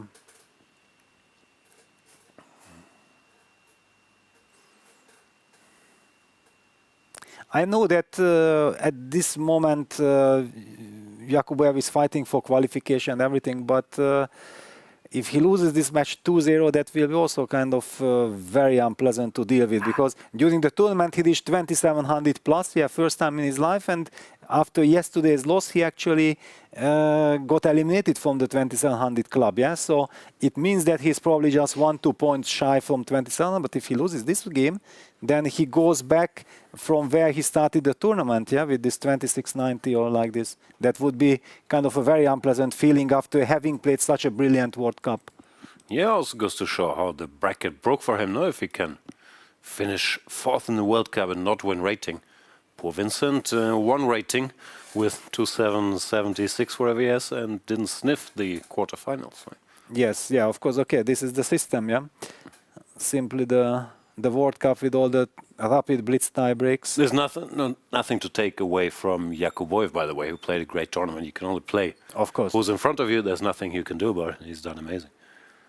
And Queen F5 will also be blitzed out. Queen It's the F5. only logical move. Yeah. And it also has a little bit of a psychological effect, because this Queen F5, Queen H3, yes. are you a little scared? Like, Exactly, a little bit, not much, but a little bit it's there. But of course, a classical player like Andrey will be so happy, because he knows that I not only have enough compensation, probably I'm objectively clearly better. And Queen F5 played. What is computer's evolution actually? How big is black's advantage? computer also, it's a funny move, because you could play some mind games saying bishop c8 is quite a good move. So Queen H5, Knight D7, yeah? H5, Knight D7, Queen D5. I mean, computer doesn't go bishop B7, but Andrey could. Oh. Yeah, he's saying this is unpleasant. And he also likes pawn to C4 Yeah, directly when C4 it's makes- minus 1.2. Yeah, because if we once take C takes D3 and that pawn from E2 has to move, then the whole structure is just horrible. And Yeah, the line is something like D4, Knight D7, Knight C3, Rook A8, A3, stopping B4, and Knight F6, and light square domination. Then again, if you But get this this square is- pawn up, I mean, looking from afar, how obvious is this to you? this is a little bit unclear, yeah. A little more unclear than one would like. Compu probably sees that long term, there's just too much trouble on the diagonal, so yeah. Yeah, and he saying will black have is almost time winning, with but f6, yeah? Yeah, Because of course, if once we establish control of the light squares of the e4 square, then it's winning for black. But it's not that easy to see this. no, I'm not sure about this c4 move. Also, if I just develop knight c3, Yeah, then CD. CD, I think CD. Yeah, then you have to. ED. Yeah, ED, and then okay, this is horrible. No, as Marshall players, anti-Marshall, we are sacrificing that pawn. No, of course, everything is very nice for black. Yes. I'm just looking for ways to Yeah, I understand. hang around. No, I just can imagine how you feel about this position, knowing that you are such a great expert of all those positions.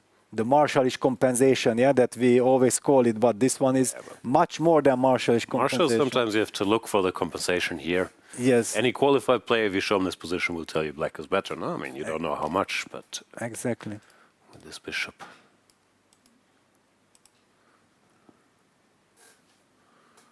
Andrey is thinking he has a very pleasant choice. C4, knight d7, and bishop c8 will also Is nice, at least actually practically. will come to his mind that wait a second, actually, enough. can I just you going? force a draw on the spot? I mean, obviously, you don't get the draw, but maybe you get more concessions. But I'm not sure if this is easier from afar than the other lines. Yeah, you don't want to allow e4 in general. Couldn't you, wait a second, but after e4, you had no way to... Just to show this, Break. this is, of course, pure computer stuff. This is never happening. But even something like this, Total domination, rook a Black- d8, or, and black it's just winning, wins. yeah? Rook a8, no, not even in a hurry. Yeah. Bishops are too strong. This sometimes happens in some, I don't know, strange kind of e4, e5 lines if white is rushing with some... Some knight g5 business. Sometimes you get Yes, something yes. like that when.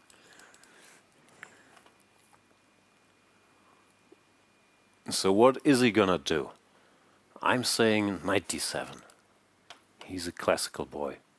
Knight d7, rook a8. But now it's time to think. This b5, bishop b7 was easy for him. Now it's a serious decision. Yes, and he's also way up on the clock, so you have the time to spend to make the right decision.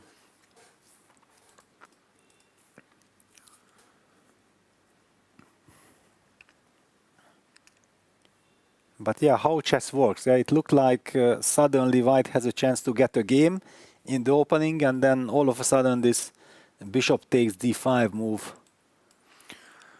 Well, maybe it's still a game. It's horrible, but at least we have a pawn, and under the circumstances...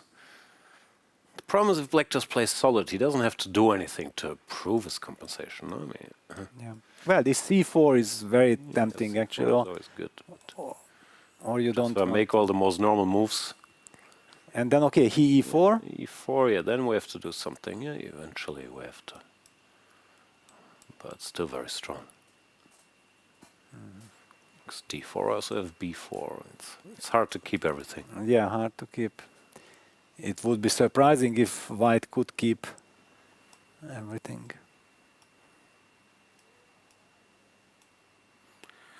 Just clicking, and if queen takes, Yeah, then knight f6, is yeah. a problem. The e takes was better, but also quite sad. Yeah, this is hopeless. Not feeling the extra pawn here much with white. Strategically completely lost.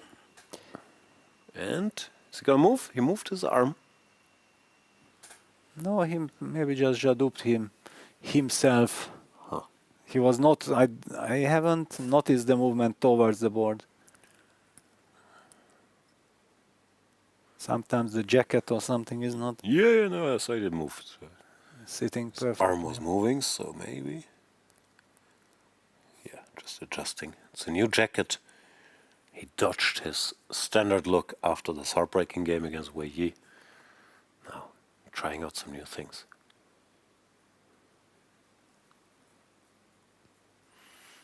Well, can you imagine if he goes on to win this match for the third place with 2-0, then it was an incredible investment, this blunder, yeah? Because he's collecting all the rating points. But why 2-0? He's going to accept a draw at any point. If he's a piece up, he will take a draw. He's in the but Nodirbek will not, or he will fight. He will fight till the end, it's clear. We have seen on his body language that when b5 came, it was a total shock to him. And he recovered nicely. He found the only way to play. Of course, he's a brilliant player, but he's in a very tough spot. Yes.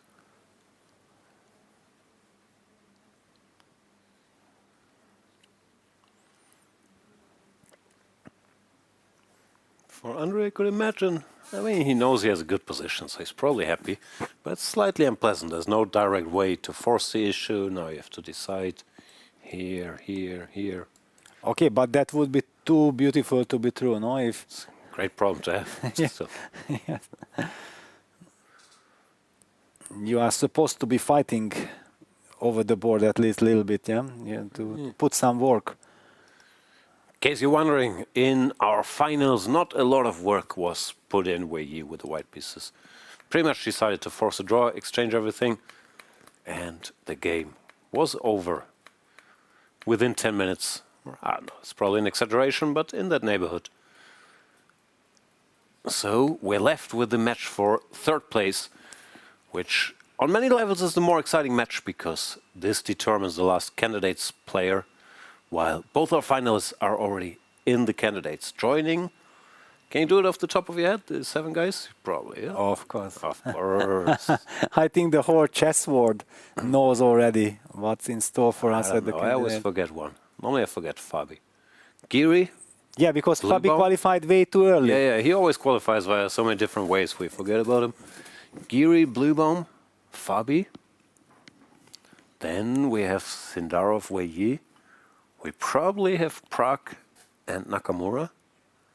Who am I forgetting now? That's it? Well, and then who wins? Yeah, of course, the winner. Who wins the match for third place? There's some debate online. Because people are saying, but this is a strong field. The weakest players are... Bluebaum's peak rating was 2693. He's improving. Esipenko was 2700 and so on. Which is all true. Of course, you're going to get a strong field with 8 players qualifying through these hard tournaments. That doesn't compare by rating to the fields we had in the past where average rating was 2775 or something. And yes. So it is very different.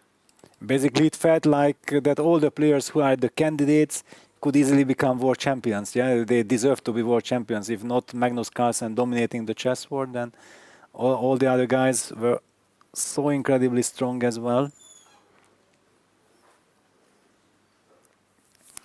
It was similar in the last one, mainly due to Abbasov, who was much lower rated. He was 2640 or something when it was played. And Prague and Gukesh, you could argue, was slightly underrated when the tournament started. I'm not sure where their ratings were. Yeah, they were also very young. Somewhere still. in the neighborhood. So. Yes. By the way, knight d7 played. So, as you expected, Andrey sticks to his guns, yeah, just to bring put everything pieces out. Yeah.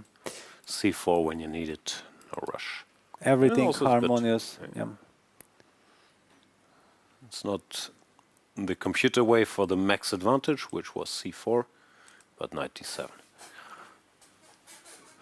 Very logical. Also, he doesn't want to think about knight g5 business, I think. So now he always has knight f6.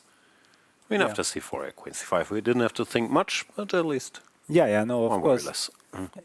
It's a very natural human move, yeah, that you don't force the issue yet. You develop the final piece. You are also able to bring the rook from a8 to e8, as you already indicated.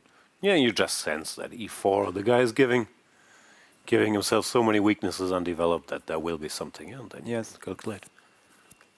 You don't even have to calculate much, d4, g6, and game over. Talking about the candidates in Toronto 2024, and you mentioned Praggnanandhaa and Gukesh. Do you share my feeling that actually the reason why Gukesh won the candidates was that he probably was just so incredibly happy to be part of these candidates. He knew that he will become a much stronger player by playing against these guys. He was just enjoying himself and felt no pressure because we know that all the top guys like Fabi, Nyepo, Hikaru, whenever they play a candidate, they think like, yeah, we are the favorites, we have to win, and that puts so much more extra pressure. I'm not sure. Like, you could make that case as... I don't know, how is it for you? Because I've never played a tournament game, and I've never played anything important, arguably, where I didn't feel pressure. Like, if it's a classical game, you always feel pressure, and it's not, I'm happy to be here, I'm playing strong players. I mean, you're always tense, you're preparing. And especially with Gukesh, who made the candidates last minute, they had to organize this extra tournament in India. I feel even then there was a lot of expectations, maybe not on him winning, but I'm not sure. Maybe it was less for him than for Fabi or Nepomniachtchi or Caruana, who are a bit older, and the favorites, the heavy rated guys. I think it just went well. He beat Abbasov twice. That was a big, big reason. And he showed amazing composure. He lost the game somewhere in the middle. To against Firuza. Yeah, that Alireza, crazy, heartbreaking game, yes. Who was struggling in the tournament. And then Gukesh had a good position and went on to lose. And there he already showed his incredible mental toughness, which I'm not sure one can say. So he doesn't feel pressure, because if you lose a game in that field, you can also collapse pressure or not. But he's just very tough, very well organized, very calm young man. Yeah, no, he was very impressive, absolutely impressive. I just feel like Prague coming to the candidates probably felt more pressure because he qualified already half a year before through the World Cup. And the expectations, and when you look at Prague's performance and his games in the candidates, he was coming up with very aggressive kind of openings with big surprises. Yeah, he changed a little bit for the candidates, and I felt like Gukesh actually just stayed true to himself. He didn't really change his openings. And the second game already, when Prague sacrificed all the pawns against Gukesh in this G3 Nimtsov with d takes c4, and then many brilliant ideas there with sacking the pawns, and Gukesh just collected them. And with his calmness, he navigated all the complications and won that game. I believe that after that game, he opened up like, wait a second, I can just play my game and I can win games. I believe that was kind of a game changer in his mindset for the tournament. Yeah, again, not sure. It's an interesting point. I think Gukesh always had a great score against Prague. Somehow Prague really struggles against Gukesh, so their dynamic is different, I think. Gukesh had a big plus. I agree that, yeah, Prague looked almost, I'm not sure if that's such a word, but over-prepared. He was playing any opening, playing a6, f5 Spanishes with deep preparation, d4, some long gambits. In the Petrov, he had a very nice idea. So you could sense there was a big, big amount of work done, which is very surprising because he had Peter Svidler as a second. But anyway, someone did work. Greetings. With Gukesh, I feel, I mean, he's such a naturally gifted player, but I actually don't know how true it is, but I've been told he didn't work with a computer until he was like 15. And you could sense, especially when he first broke into the elite, he didn't really have the openings. He just had the talent and the will. And they're just adding sort of solid openings, and just adding knowledge makes him such a much stronger player. Well, Prague had this foundation already, so he went to much greater length. I need to surprise every game and do crazy stuff. Well, with Gukesh, okay, just add some Nimzos and some solid repertoire already makes him much, much stronger, I feel like. Yeah, absolutely. And Nodirbek is about to make him, yeah, he pushes e4. He feels like... Principled? It's principled, yeah. I have to push, otherwise what am I doing? And c4, what are you doing? Yeah, what are you doing? But it's already out of control anyway. Now let's take a look at Andrey. He's looking like, wait a second, you are playing e4? I saw like I stopped that with knight d7. Also, c4 is such a standard way to break this now. I'd be shocked if he doesn't do it. Yeah, let's just show. Wait. So if d4, then you have g6, queen h3, bishop e4, knight g5, knight f6. No, just to show this. Yeah. Of course. No, I missed it actually. Knight f6 is important, but yeah, knight f6 is important. Tough. Yeah. No, it's not tough at all. Yeah. So, but if we can't play d4 after c4, then what are we doing? Excuse me. We're not doing anything. What are we doing? No, Yakubboev is not fully there, it feels like. Because his position is tough, but e4 makes it so easy. And if I play e5 here, I don't want to, but okay, let me make it. You don't want to, huh? Yeah, d4. You just take on f3. Can take on f3. Yeah. And okay, let's just put this on the board just to that rook takes f3. We got rid of this light square bishop, but now after bishop d4, then knight c5, knight d3 is coming, and that's equally bad news. Okay, enough arrows to draw, but no, this is just resigns. Yeah. No, what is going on? Nothing. If you find c4, it is heartbreaking. No, but it is heartbreaking. Yeah, when it is about the qualification spot for the candidates, and then the nerves are falling apart. Clearly, if the opening works in your favor, then you are calm. Then you have things under control. But just Andrey's a6 move killed Nodirbek's spirit. That's also been Andrey's superpower in this event. He has such a strong foundation to fall back on. Plays very classical chess with white e4. He has ideas. He has a great second. So even when panicking, he could back, or when he had every reason after this heartbreak against Wei Yi, he could fall back on the structure that's in place, which gives you a much better chance. Well, Yakubboev is so relying on energy and finding ideas and preparing, and that after a setback in 3 weeks here, I mean, it's very understandable what's happening, but yes, sad for him nonetheless. Will Andrey find c4? I think if he plays c4, that's just has to find this. The thing is, he doesn't even have to find it. If he doesn't want to calculate anything, he goes rook a8, e5, bishop e7. Knight b6. But no, I don't agree. Then already to decide on g6 is so much more easier than... No, g6 just wins. Exactly. If he misses this two-move sequence, I mean, it is, he blitzed out b5, bishop b7. How on earth can he miss a move like g6, bishop takes e4? No, I'm saying he has tremendous margin for error. If he Yes. misses something even here, he's probably, I don't know, much better. Knight b6, Yes. b4. He's about to make the c4 move. Yeah, it's such a classical move, so it's not like he has to find any computer stuff or something. This is, yeah, you break the center before the opponent's developed. And goes for a walk, yeah. Very satisfied. Look at this. Who wouldn't be? One more line we can look at, just to pass some time, is knight g5. When knight f6 is fine, but you can also just go here. Always There's queen c5 check, yeah. The cold shower, and there's nothing to talk about.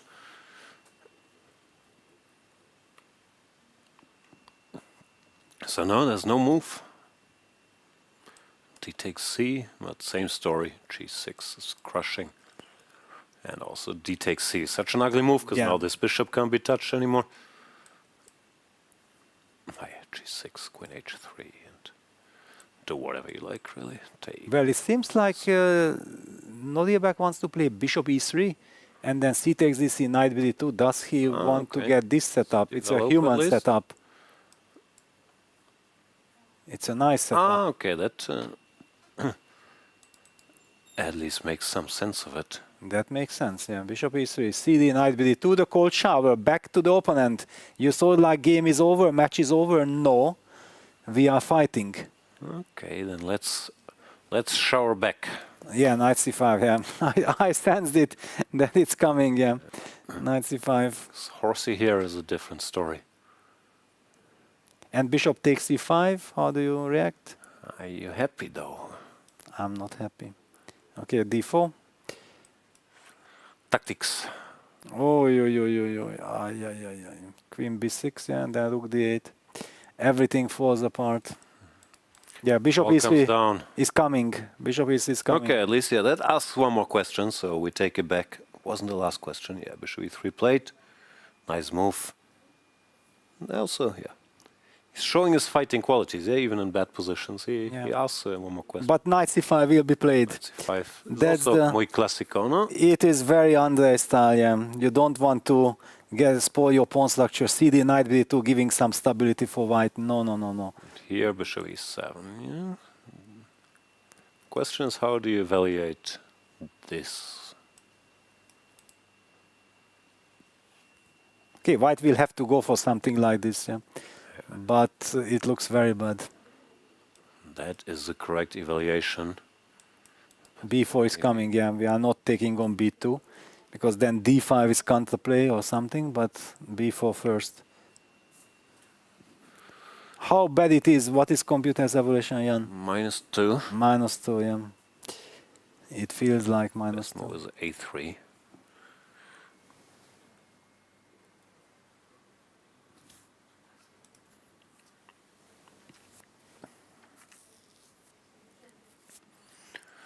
Many options, but knight c5 feels classy.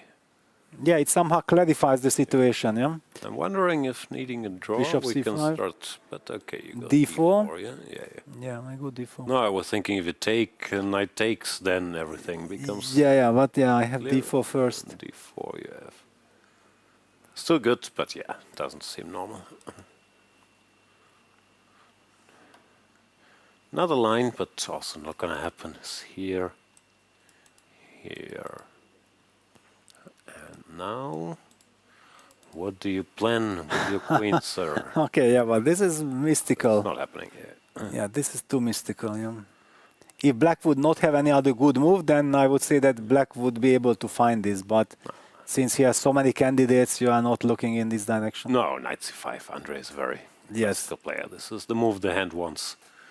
The hand wants what the hand wants. Exactly. And can you just say that if black falls for the strategic idea with cd, knight b2, then is white back in the game, or black is anyway much better and we are just happy that we got some stability? Nah, it's still terrible, unfortunately. Slightly less terrible, but still terrible. But at least here, humanly, we understand that there is some potential long-term for white. Of course, with the long diagonal, anyway, it's horrible, but... But if I make two computer moves, that potential disappears. Yeah. But not that obvious. But I go here. Bishop c5, yeah. No, bishop c5 I was Take. worried about, yeah. And first of all, knowing a draw is enough. But okay, I have a blockading knight on d2. I play. You play. I play. Then we play. I refuse the offer. Okay, e5 and I'm playing, I'm pushing. Okay, push it.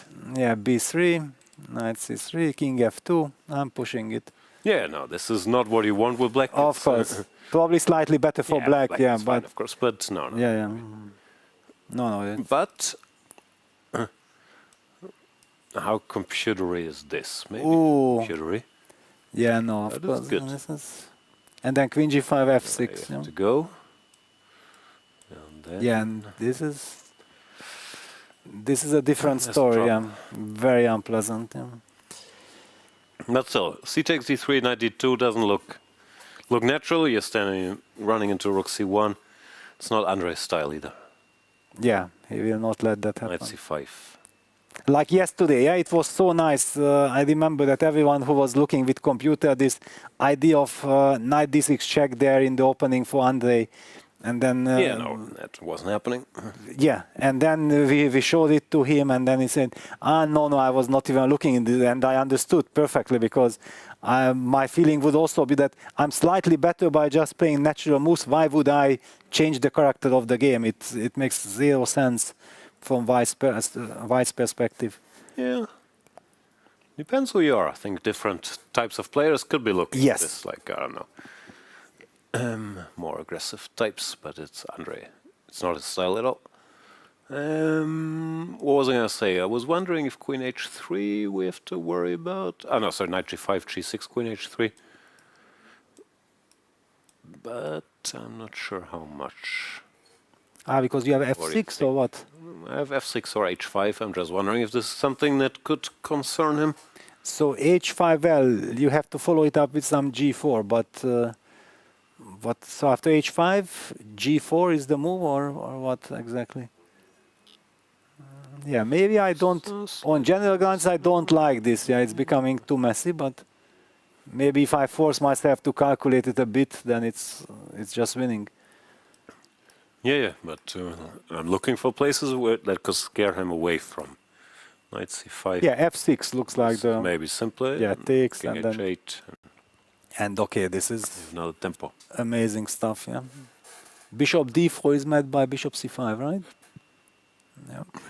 I can go here as well, but yeah. Yeah, white is not developed. That's the Maybe I price just you go pay. king g7, so I don't even have to think about it. Of course, yeah.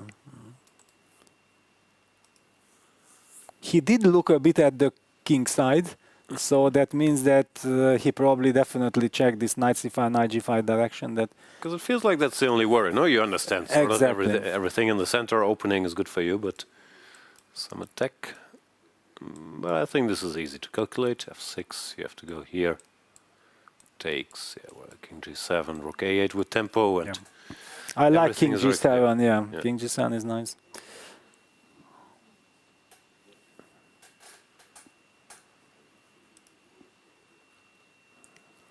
Yeah, knight c5 is the move in the spirit. Espiritu.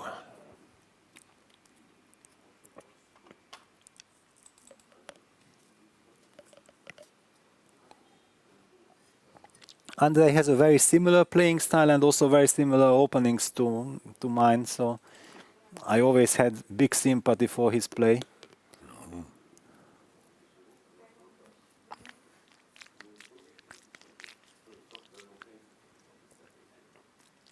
And yeah, Nodirbek walking around in a state of shock, kind of. He doesn't want to show it, but yeah, we understand that what it means for him. Yeah, that he knows that I'm missing out on the candidate spot. Most probably he's hoping for some miracle. And we spoke about this before. Yeah, that finally when we had the first games of the semifinals, that one of them will be hit. Yeah, one of them will be very unhappy with the way it ends. Yeah, but they made it here, and they made much more money than everybody else. We've had 206 players starting. A lot of them top 10 players. They're all home, and they've been home for a week, 2 weeks, 3 weeks in some cases. Yes. Of course, it doesn't help in the moment, but it's an amazing result for Yakubboev and Uzbek chess, no matter what. Yeah, this is actually always, I think, a nice method that you have to kind of compare your situation with someone who had it worse, yeah, and then you understand that you are so privileged. I'm trying. I can never find anybody.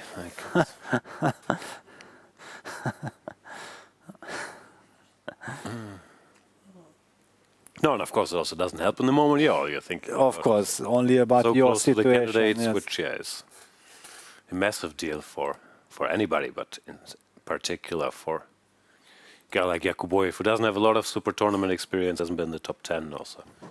I'm sure money is good in Uzbekistan either way, but it's all game changers, of course, for him. Yes.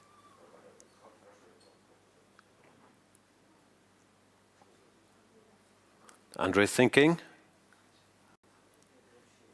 It's one of those last very important decisions, yeah, because once he makes up his mind here, things will flow. Yeah, after knight c5, if he comes up with that, it feels like the remaining moves. I know, there could always be a question, but at least everything looks very logical. But something like this you have to at least think about, yeah? Knight b2, white is still pawn up. Okay, knight d3. Yeah, no, black is winning. And then but- bishops, yeah, exactly. Somehow I don't feel that white is pawn up. I just look like white is losing. Yeah. It's horrible, yeah, that knight on d3 controls the whole board.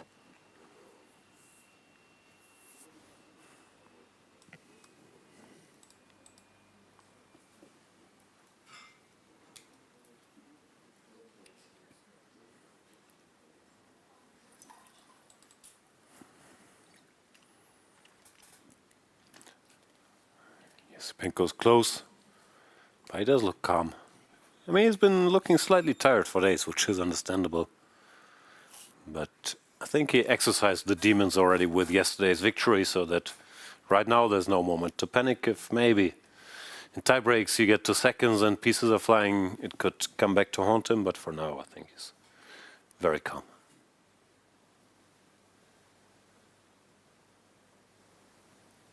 No, of course, you cannot get a better position than this for your nerve system. Yeah, that you have quite a lot of possibilities. You know and feel that this is a fantastic position. Also, you have calculate, time. and whatever you calculate works. That's also important. Yes. Don't get frustrated. I mean, It is just like you are comparing things like, okay, what is the best And also which involves the least risk, yeah? That it's nice, it's good, it's advantage, and I'm not even risking anything. So what are candidate moves? Of course, knight c5 is our favorite. C takes d is a candidate move. Bishop c5 maybe, but a bit strange. Yeah, a little strange. A8. Does g6 help black at all, or do we just think this is another headache? A little bit premature, yeah, to weaken like this. No. Feels nicer to have the option when it wins a pawn or something. Yes.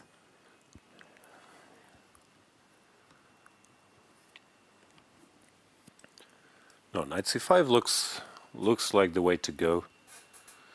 Anything else I can scare you with here? Let's scare you with bishop d4. Wow, I'm very scared, yeah, after bishop d4. What on earth? So knight g5, g6, queen f6 would be the dream scenario. Thank you very much. Winning on the spot, yeah? So knight takes c3 loses due to knight g5, yeah? That is wonderful. What a trick. What a cheapo. Okay, please show g6, queen f6, yeah? Just because we have to treasure that. No, after knight takes this in knight g5, yeah? That, how easy it is to fall into a Cipolito. G6, queen f6, and checkmate, inevitable. All right, so now that I know what you want, I can try to the problem. If you stop it, I'll be less happy. Come up with an antidote. Well, maybe I can just play f6, for example. What is f6? Yeah, good enough. Yeah, it's a bit of a one-move plan. But yeah, Yakubboev will be looking for something like this. The problem is there are many ways to deal with the great idea, but yeah. Okay, bishop c8 was there, yes, also, yeah. Also very strong, and now this no longer works. Because of h6, yeah. And if queen g5, knight e6 or f6 or whatever. Yeah, as they say, bad positions have no good moves. I've heard, I've experienced it even. Yeah. Any other trickery? I don't think so. So e5, I mean, even if it keeps the extra pawn, it's so sad. Yeah, it just... I think you do this and you hope for the best, which is not very good. Yeah, maybe. Maybe you do this, yeah. And at least. But the pawns are not moving, yeah.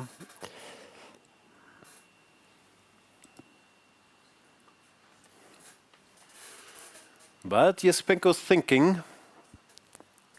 But still up on the clock, 2 more minutes. But he's catching up. Yeah, he's catching up. If you're just catching up with us now and you're wondering where's the World Cup finals, they only played 10 minutes total and made a draw, pretty much Wei Yi deciding. It's tiebreak time. Yeah, keep thinking about your point that maybe against Sevian he also just want to force a tiebreak. Yes. Which could be true, because he also played the most boring line after bishop b5, bishop b4. Yeah. But if you give him a pawn on move 10, he will change his mind, yeah? Yeah.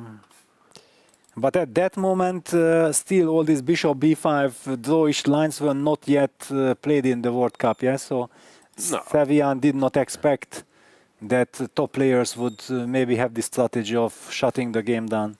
Maybe, but bishop b5 you see a lot in all these Champions Chess Tours whenever someone's leading or wants to prolong the game, I'm sure. He'd seen it before. No, he sees it before, but he kind of assumes that in knight d4 there are all these big jungles, complicated lines. Let me play something solid and... How do you get there? I don't even know the move order. Bishop b5, bishop b4. Yeah, it was bishop takes c6. Yeah, I think. Castles, bishop takes c6. DC. D takes c, knight takes e5. Yes. Knight d3. No, he did not play rook e8, I think. No, he took directly. He took, knight takes c5, bishop takes c3, d takes c3, knight takes e4. But rook e8 was subtle. Yeah, but knight e4, queen f3, knight d6, bishop f4, and this is when bishop f5 came, yeah? So he was not really familiar with the whole stuff as it is. It's not the scariest line in the world, so it's understandable you don't spend all your time on it. But yeah. How are these Magnus games? It's like this? He had it against Prague, yeah, in the World Yeah, Cup the bunch of already. very Yeah. boring games here. Maybe here you were going bishop f5, maybe. Was some pattern recognition. I don't know. Yes. Anyway, it doesn't matter. What they did today wasn't much more exciting. Was bishop b5, knight d4. This is a famous let's exchange all the pieces line. And also, Wei Yi clearly had no intentions ever. To try to Prolong ask, the game, yeah. like here, whatever. You can play a4 or bishop e3. You're probably not winning, but the game could continue. But he exchanged everything ASAP.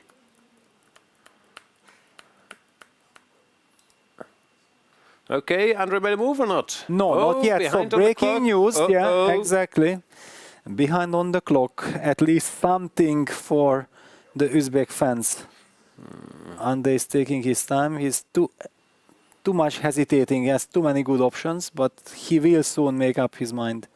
Also now could maybe... Nah, I'm contradicting myself. I was gonna argue maybe now could be the time to get nervous because he feels he's very, very close. One more line to be calculated and it's done. But it doesn't look like he's overly nervous. Just looks like he's thinking. Okay, but by not making a move already, he shows that he's a little bit nervous, yeah? Yeah. Otherwise... Because here, in 15 minutes you can calculate some stuff, but then, yeah, one of the moves that are good you can make.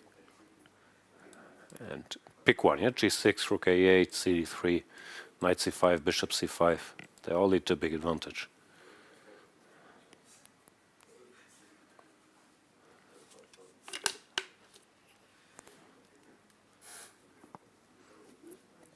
Okay, if he's not going to make a move, we're going on break. I'm telling you as it is. But it is always, Those are the whenever rules. we go on break, they make a move. That's why we have to go on break. Then there's going to be amazing combinations. Yes. And we come back with all of the action in a couple minutes. Thanks for watching the match for third place. Are you ready to witness the most intense and unforgiving format in chess? A knockout, where one mistake can send you home. This is the 2025 FIDE World Cup. From October 30th to November the 27th, the chess world gathers in Goa, India for 1 month of chess. 206 players, 8 single elimination rounds. With a $2 million prize fund, every round is a test of nerve. 2-game classical matches, rapid and blitz tiebreaks, and even Armageddon if needed. For the top 3 finishers, the prize is even greater. A ticket to the 2026 Candidates Tournament. This is the chance to earn the right to fight for the World Championship. The FIDE World Cup 2025. Only the strongest will survive.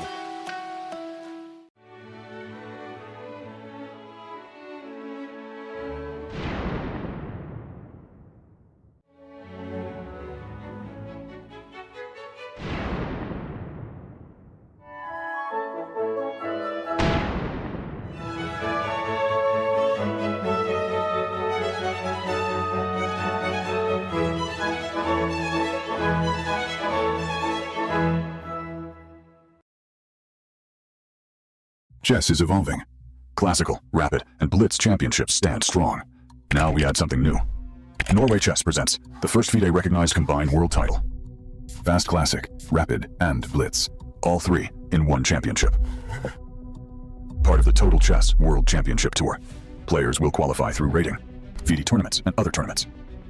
Elite competitors travel across continents. Only the best advance. Fast Classic demands strategic depth under time constraints. Rapid tests your calculation speed. Blitz relies on pure intuition. One combined champion. Golden Knight for location winners. Golden Rook for the player with the highest tour points. Golden King for the ultimate victor. Plus candidates qualification. 2027 marks chess history. Follow every move at norwaychess.com. Be part of history.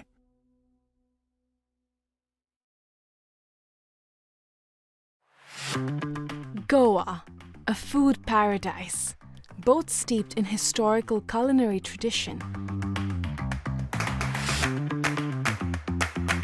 and at the forefront of a modern-day food revolution that is fresher, more local, and more global than ever before. I'm embarking on a journey across the state to explore the very best of food here. This is honestly my favorite way to eat an egg. Break bread with some of Goa's most loved chefs and understand what food really means to communities here.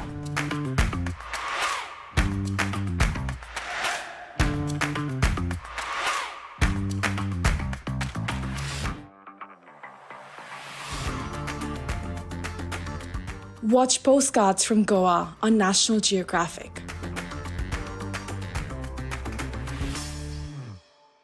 The most prestigious tournament in chess has come to India, the home of chess. अरे यार अरे क्यों चाल्यो घोड़ो Yes! Yes! Yes! Yes! Chess, chess, chess, chess, खेल ये हमारा है। आओ दुनिया वालों ये वेलकम तुम्हारा है। अपना गेम भारी है, हैंडशेक की बारी है। अब इंडिया बोलेगा। It's your move. It's your move. Goa कर रहा है wait. It's your move. Come, don't be late. It's your move. ए तो कोई खोर। चतुरंग के सारे रंग सदियों से हैं अपने संग। शतरंज बिछता है हर आंगन, विश्व को दिया हमने विश्वनाथन। डंका बजा है, गोवा सजा है, खेल जमेगा खूब। It's your move. हो न जाए checkmate. It's your move. check में भी होगा just. It's your move. Goa कर रहा है wait. It's your move. Come, don't be late. It's your move. इसको करो. It's your move. एक दो ढाई. It's your move. It's your move. It's your move. It's your move. It's your move. The FIDE World Cup 2025, starting from 31st October to 27th November in Goa, India. It's your move. In December, the world turns to Doha, Qatar for chess at its fastest and fiercest. The 2025 FIDE World Rapid and Blitz Championships bring the globe's elite to battle under lightning time controls. December 26th to December 30th, Rapid and Blitz formats designed to reward precision, courage, and creativity. In the heart of the Middle East, Doha offers more than a board, a world-class venue, a cultural backdrop, and a stage worthy of legends. With a €1 million prize fund on the line and the title of world champion at stake. The 2025 FIDE World Rapid and Blitz Championships, the ultimate test of fast chess. Chess is more than just a game. It's a tool for empowerment, connection, and transformation. In 2025, FIDE is proud to launch the Year of Social Chess.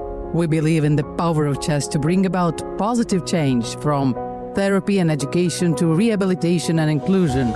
Social chess is our way to build a better world. The Year of Social Chess will introduce groundbreaking initiatives across the globe.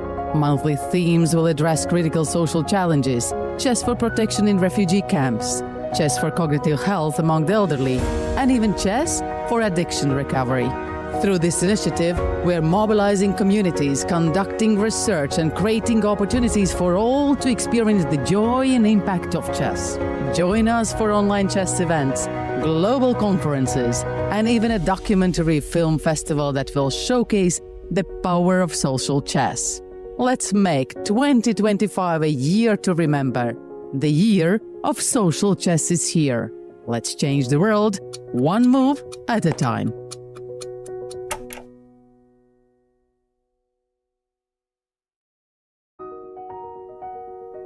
Welcome to the FIDE Online Chess Museum. The International Chess Federation proudly presents the FIDE Chess Museum, an online space celebrating the rich history and evolution of chess. Explore exhibits that trace the game's fascinating journey. Discover the origins of chess, beginning in the distant past, and follow FIDE's centenary journey. rare chess sets, unique books and memorabilia, autographs of chess legends, trophies of historical tournaments, and stories of the chess champions. Explore the game's legacy and future. Chess is more than a game. It's a global culture of strategy and unity. Join us to experience this unique online journey where history, culture, and passion for chess converge. And also on your phone.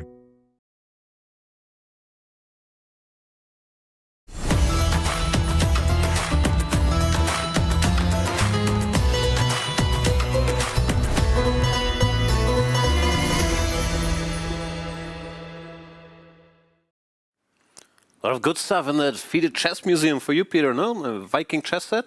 Amazing, yeah, it looked very nice. All these historical details and yeah, it looks wonderful. Yeah, it's on the phone too.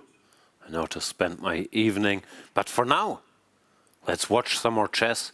Esipenko has made a move, and it is the move we expected. Knight to c5. Yeah, that's such a pleasing move, this knight c5, because white has no good moves. And it was obvious that Andrey will play the move knight c5. It's so much in his style, it's the classy move. You don't want to take on this, you want to maintain all the dynamics in the position, you want to put your opponent under tremendous pressure, force him to decide how do you play, how do you try to maintain those pawns, but knight takes this is a huge threat right now. Yeah, there's nothing good. We've covered bishop d4 as a move that at least creates a simple threat, but if you parry it by your weapon of choice, h6, f6, knight e6, there's nothing good for white. The only hope would be this, but there's zero chance Andrey misses. Yeah, bishop d4 is a nice bullet move, kind of. Yeah, when the opponent is in celebration mood already that I have lovely position, then you come up with bishop d4 and you create some mess, but not in a classical. Like this is just ruining all the fun. Okay, doesn't make sense. Looking at it, I think your f6 just blocks everything. Exactly. So what else is there? We can't move the pawn because this is dropping. Knight g5 directly. Nodirbek is about to make a move. g6, queen h3, f6. This is the one line you have to calculate, but it's not complicated. King g7, and everything's under control. And e5, which may be the most resilient. But here with black, you don't have to calculate, I think. You can just feel. Life is good. Yeah, life is very good. Andrey knows it too. He's looking at Nodirbek. What are you intending to do, my friend? Yeah. No way back for Nodirbek. Bishop takes c5. It's also too sad. Yeah, it is very sad. Yeah. Oh, we've shown this little tactic, which was nice, but it's not strictly necessary either. Like, okay, it's simple for these guys as well, but even if you don't spot it, you go somewhere. And then plays the rooks to d8, e8. Rooks are coming. We always have b4. It's all very sad. And to add to White's list of problems, even this is very bad. No, it's just nothing good in the position. What can you say? I think you try e5, d4, knight d3. Now knight c3 is the move you want to play, but then b4. If the knight jumps, I guess we win some material.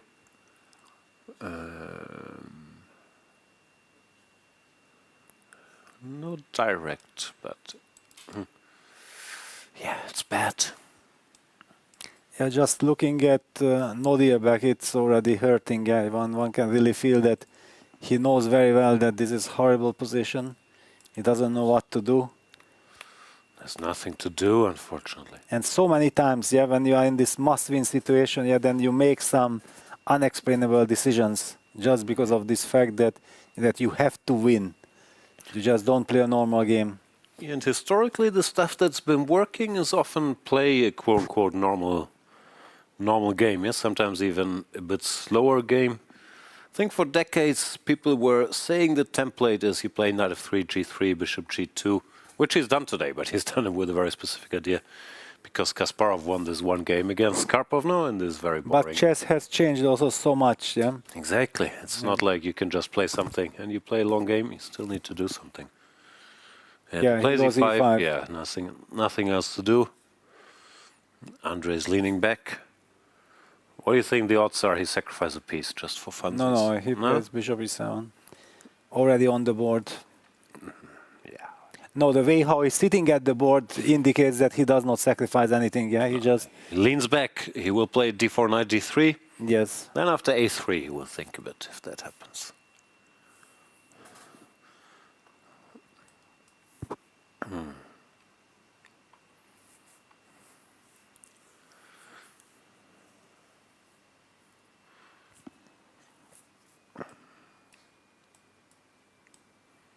fancy stuff, yeah? Yeah, just passing time. Makes zero sense because after rook a8 you can go knight c3, knight Yes. c2, knight d3. And after knight d3, you still have to spend this one extra move on a3, yeah? Because Yeah. knight c3, b4 hurts. Even here, can I insist? I could. Probably you can, yeah? It's a sad, sad situation.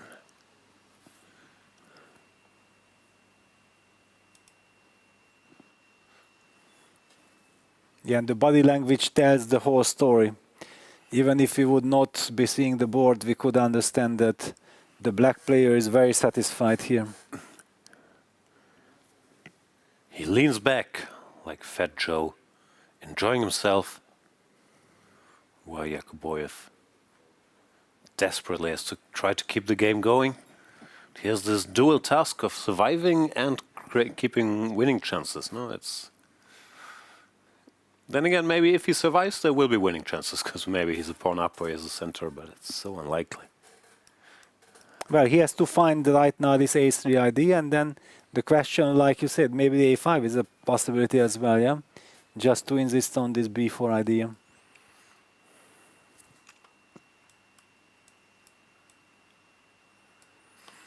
It's all Very terrible, sad, yeah. unfortunately, like any line. Yes. Any line is bad.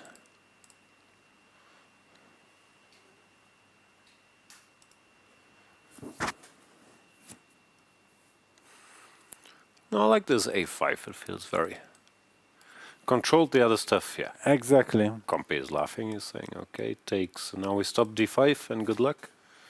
But a5 feels very... Yeah, it feels like this line with knight takes b to rook d8 gives white some chances to maybe do something. Some moves, yeah. Well, if the knight has to go here, then d5 is never a thing. Black Yeah, has then you complete take control. already also. Yeah, we can take or go here. It's just terrible. Yeah, queen c6 it just kills everything. Yeah. Oh, yeah, this is also good.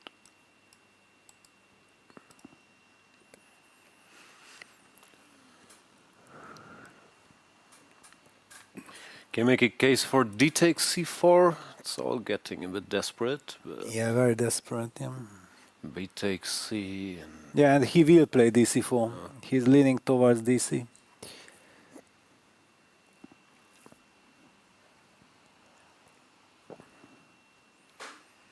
He wants to at least destroy the pawn structure. Yeah. Chess very strange. Yeah? Technically, white is a pawn up, doesn't have weaknesses in his structure. It feels like he's completely lost. It's king safety, basically. Yeah. King safety and the light squares. Yeah. If, for example, white's pawn would be on g2, we would be saying it's nice compensation, but not a not decisive advantage. Just this g3 pawn makes it extremely vulnerable. White had a bishop on g2 instead of e3. Also very nice compensation. Yeah, Black it has is. a lot of trumps here with his knight on d3. It is always great compensation. Yeah. Oops, that does not help. Just take. But wait a second, what was your, as body language expert, explanation yes, when yes. Look at the how Esipenko is now sitting with his hands? It's he's sending us mixed signals. He's leaning Yes. back, which says he's relaxed, but he's crossing his hands, which is defensive. He's calculating something, but from a safe distance. He doesn't want to fully engage yet. But he's also tense enough not to go for a walk. He's sitting there trying to figure out what's happening. No. There's still tension. And he takes C4 plate. Nodirbek senses these mixed signals, yeah, from Andrey. Yeah. Being Well, super it's a question. comfortable, but at the same time still a bit concerned as well. But he DCBC. immediately recaptures, which is, of course, the normal move. And now what? You go back. Nodirbek. No. Going back is like capitulation, no? Yeah, also once his knight is here, Yes. we control everything. No, he will never go back. Yeah, I think he will just develop the knight to c3 or something. Never back, Yakubboev. Now that he captured DCBC, he wanted to make sure that his knight is able to feel safe on c3. That knight will feel safe, but so will this knight, unfortunately. Yeah, that monster is a monster regardless what happens. Another cup of Kasparov Classic, no? The Kraken. The famous Where was it? In Seville? Kraken from Seville?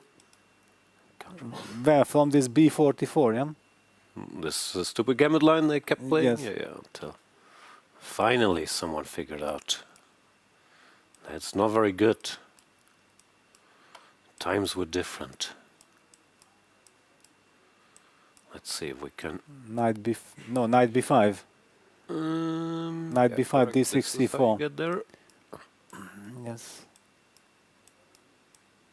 And D5, boom.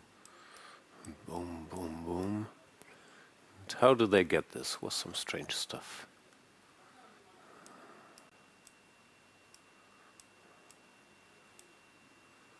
But how does the knight land here? Do you recall? Well, then some struggling. B5, Bishop B3, then H6, G5, Bishop F5. All kinds of things were coming. I don't know exactly the move order, but just the Yeah, general. it was something like this. I guess Rook E8, Rook C8 was also played at some point.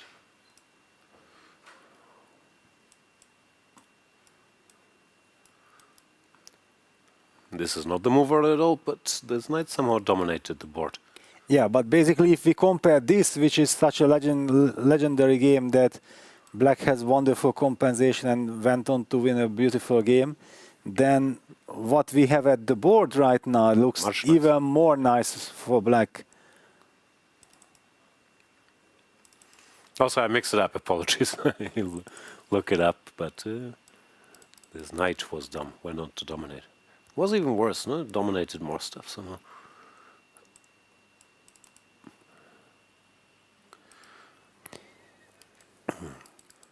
But yeah, unsurprisingly, a knight here, deep in the opponent's camp, and only on the 6th rank, because it can still control all the squares.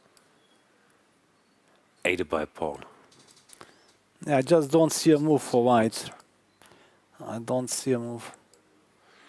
Yeah, the knight just lands on d3, you bring the rooks, bishop c5 will come at some point.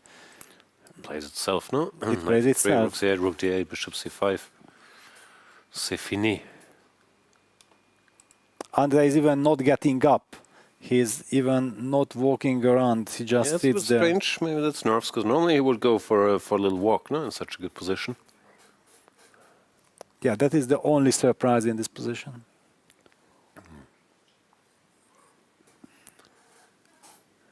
Yakubboev is looking at Esipenko. Esipenko is very tense.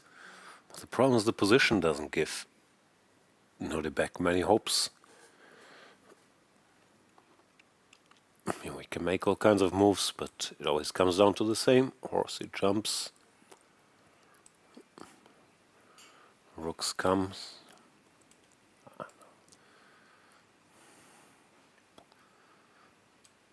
Bishop comes. Problems. Yeah, very big problems. It's even hard to suggest a move, yeah, because there are no moves. It is just horrible position for white. And there's also no hope, practically speaking, because every move is and every single decision is so clear and natural for black that it's impossible to see any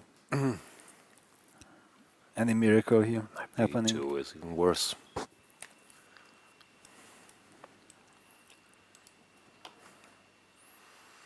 Nah, it's always the same. No, this is coming already. Even situation is such that we are reaching a position where if suddenly white signals resignation by offering a draw, the black player will start to think. Nah, no. Snap accepts. You think so? I'm not sure. Candidates is too big. I'm not sure.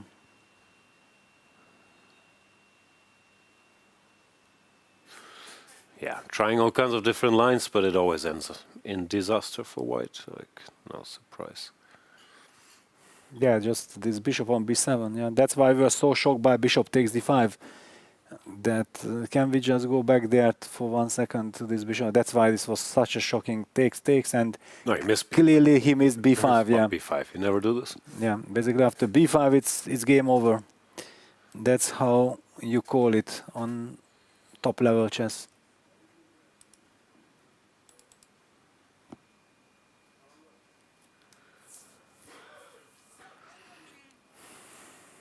Look at Esipenko. Deep in thought.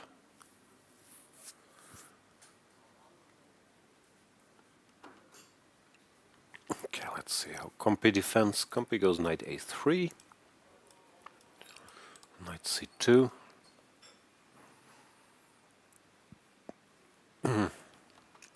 I think this is the only chance, if you can suddenly say that, wait a second, I'm consulting with a computer and these are computer moves, then you can have some psychological... with white, but I mean, it's not the game we're playing.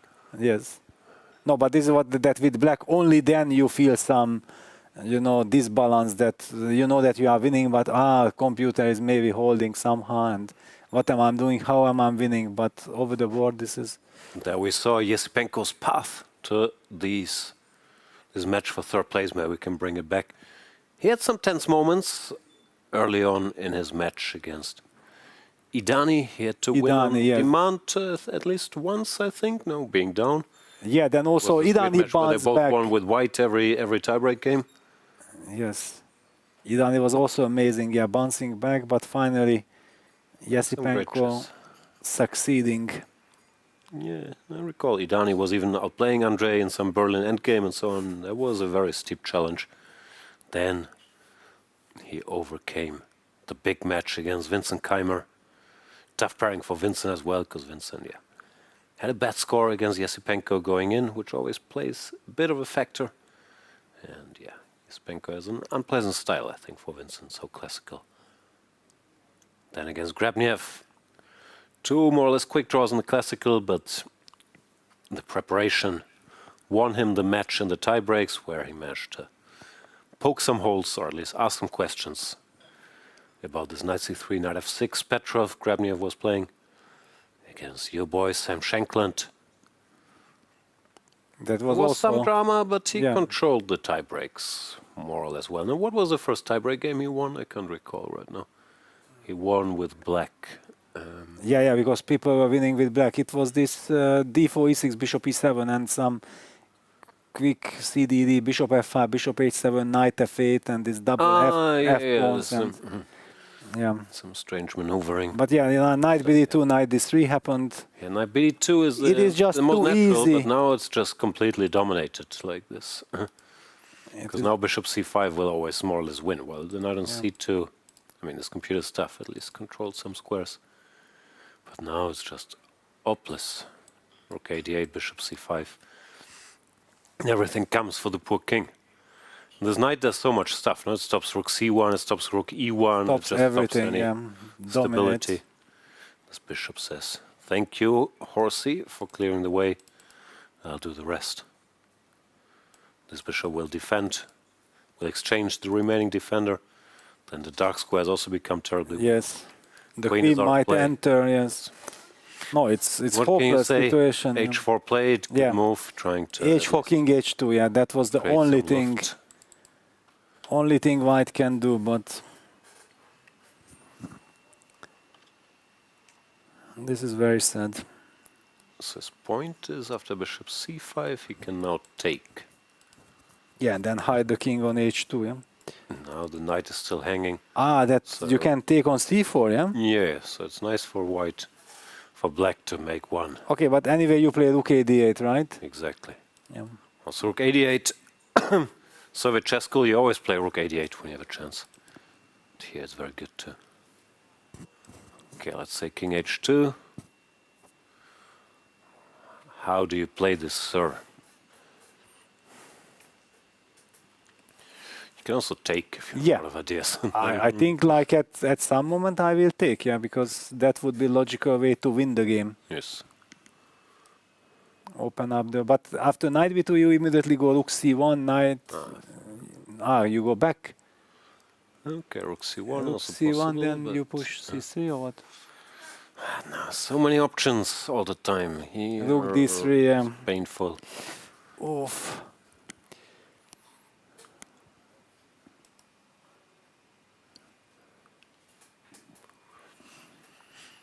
But still, white is a pawn up.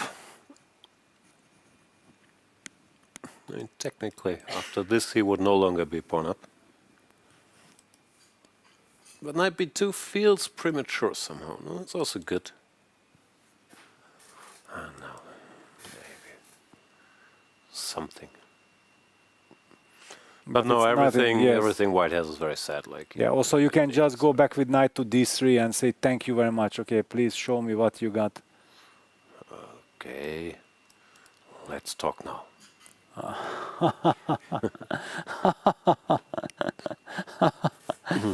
Oh my god, yes, this is fantastic. Let's talk now.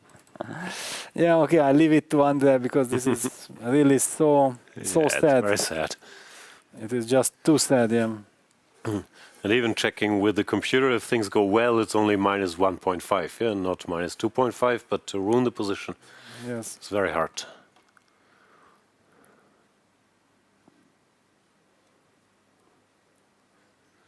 Yakubboev is going for a walk, trying to portray some confidence. Or I don't know, it's just what he does. When it's not his move, I'm not sure Yeah. it's position dependent.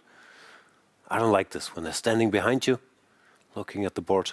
But he still keeps a distance. Yeah, that is true. He's not coming too close. And also, mainly, he's checking the screen there where the game is. Yeah. No, of course, because if somebody comes close to you and distracts you, that's not good, yeah. But yeah, he's just sitting there in the middle and looking at the screen. But also looking back from the side, yeah. Just Yeah. in case.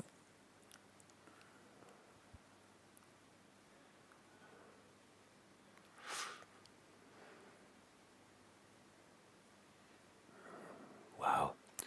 Esipenko doing some dips. Good for the triceps in his chair.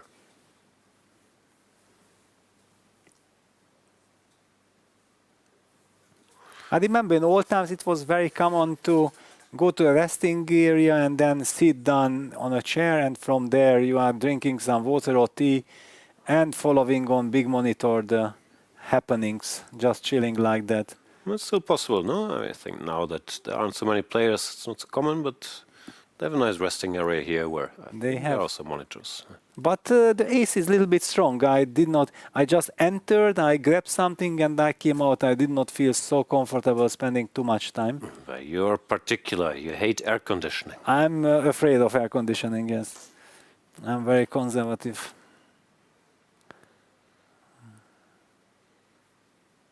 So, what's the move here?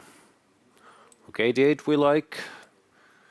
Knight b2 we also like. How do you feel about queen c6? We probably also like, no? Yeah, it's also kind of stopping knight e4, stopping knight g5, stopping e6, and white has no move. No, I will go here. Yeah, king h2, but even after that, yeah, now rook a8, and what next? That's the problem. There's never anything good happening. No. You choose. Yeah, basically, I think the reason why it is so difficult to fight for us against a computer is that in such positions you are expecting your opponent to collapse, kind of, yeah, because you know your opponent knows that black is winning, yeah, so automatically white is very nervous and doing something, and then computer just plays like rook a b1, protecting that pawn, and no, then that was my move actually. Rook a1 is not the computer move. Okay, but in computer general, plays that queen h3 if you want to know. Queen h3, yeah. No, yeah, point is taken. Now against Compi, this is still tough. Yes, against Compi, this is still, because then you always tell, he's giving the b2 pawn, so I'm not supposed to take it, or should I take it? Yeah, you start double guessing your moves, and then you things get out of control. But against a human, you know exactly, okay, I think I can take the pawn on b2, he knows I can take, so usually you try to do something against it. You have clarity why things are happening.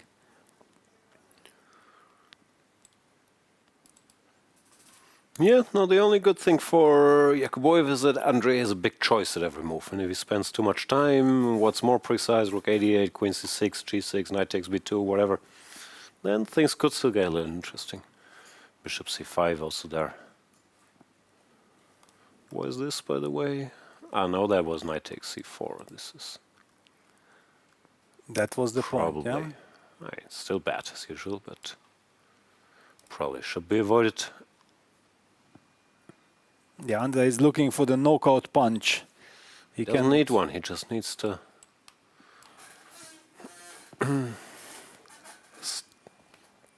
just bring the pieces, yeah, rook a8, queen c6, yeah, just in any order, yeah? And then also f6 will be there, and at some point f6 break, coming. yeah?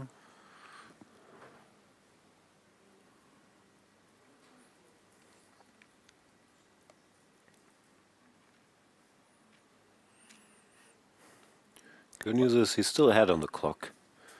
37 minutes to 28. This is what, move 20? But wait a second, I find the winning line for white. Only winning line for white. So after h4, if you get nervous and you think like, okay, let me grab the pawn on b2, knight takes b2, I play rook a c1, cemento, and you come back with the knight to d3, and I take queen takes d3, thank you very much. But why would I go knight d3? Well, take c4? Of course, I understand, but in general, yeah, you took the pawn, you think like you are coming back. But I can also take here. Yes, that's the problem, but I just wanted to give some hope for Nodirbek fans as well, that it's not that simple, yeah, with black. You should still keep on making good moves. No, this didn't cheer me up at all as a Nodirbek fan. But yeah, that's the level of thing he has to hope for, because fundamentally it's so sad. Even this is just good, yeah. But still, I feel much more comfortable with rook on c1, yeah? So knight takes b2, rook c1, I'm feeling that I made at least some step forward. Yeah, no, this move is nice. This all is... the options. And then king gets to queen similar c6, style. yeah. I mean, just play both, yeah. Total control, and yeah, this f6 break is just crushing. Now we think if we take on c3 or f6 or whatever.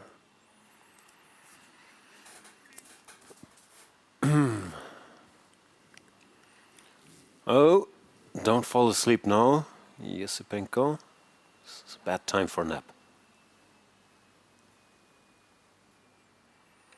Once again, I should mention the finals game, the actual finals. Wei Yi Sindarov ended in a quick draw, which is why we are left here with one game.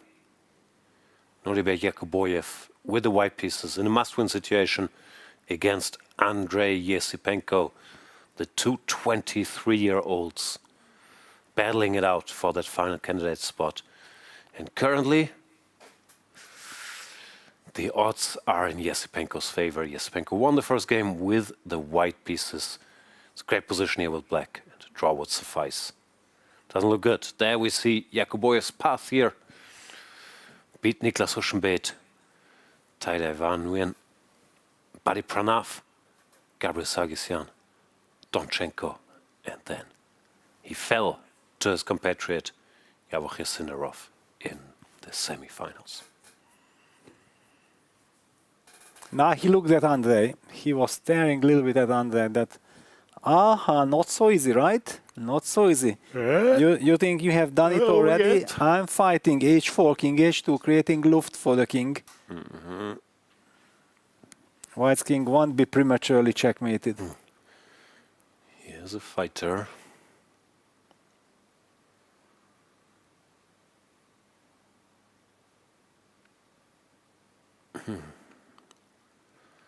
Andrey goes rook a8, telling you that is Russian school of chess. Always go rook a8.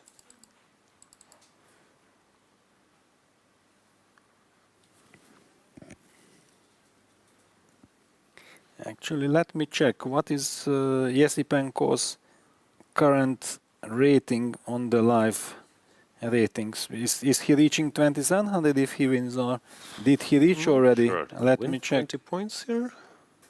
Because I doubt it. He had tie breaks against Idani, lost rating there.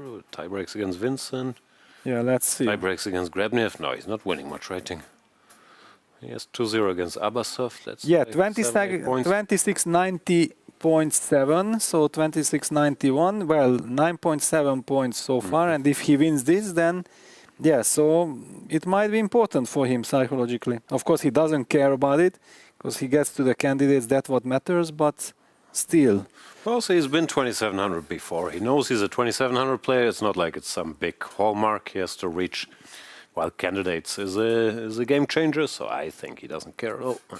Yeah, no, of course, as you said, yeah, and we know that he is 2700 plus player. Yeah, if I would have to put him somewhere right now with his strengths, I would basically put him on 2730.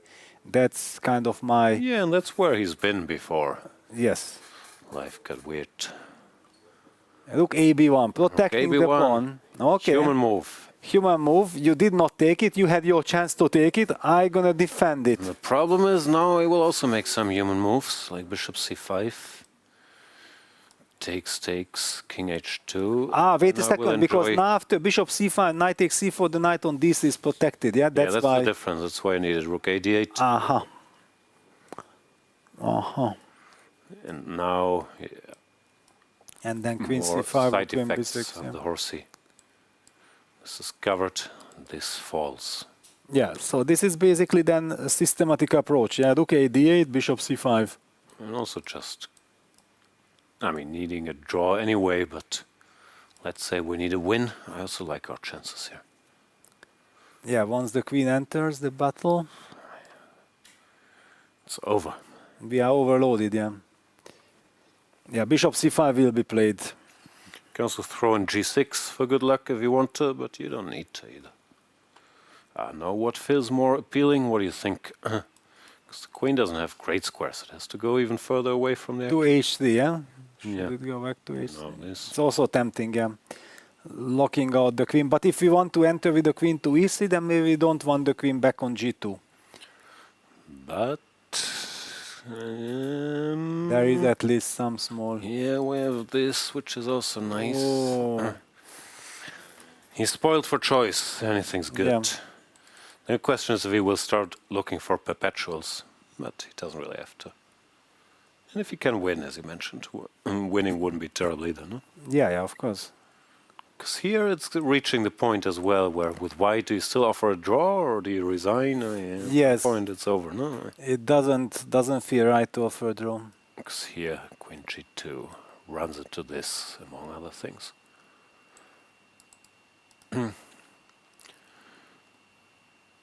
No, g6 or not doesn't really matter, but now everything, yeah, is easy to do without answering any big questions. I think bishop c5, queen e3, or even this g6 line you can calculate very easily. I mean, like, the only thing he has to see, but I'm sure he's seen this, is that white can't take on c4 because of this pin deciding.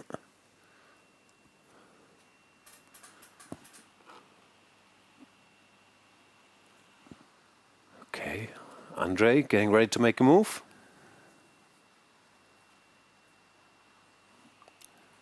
Now he's so close. Yeah, I mean, if he can just calculate his G6 line, I think you can calculate till the end, and the match is over, no? Yeah, it feels like it should be winning. Queen has to go here, Queen G4. You can even kick it again if you want to. Bishop C5. This is also forced. Queen takes. King here. And Knight Knight F2. And you can have this with or without H5, doesn't matter. Queen doesn't have a square. Queen G2, Rook D2. And here, okay. White is running out of pieces. So now it's fairly straightforward calculation to end the game. We'll keep an eye on it, but in the meantime, Angelika, what is this position? This is not the game. You can't fool us. This is not the game for sure, but I heard you discussing, some famous games, and it resembles a knight on d3, and also another pretty much thematic example. Aronian Anna. This is Aronian Anna. Exactly. Yes. So you're immediately saying correct. So because it illustrates how powerful the bishop pair is. So just to recall this game, it was played in 2013 in Vachier tournament.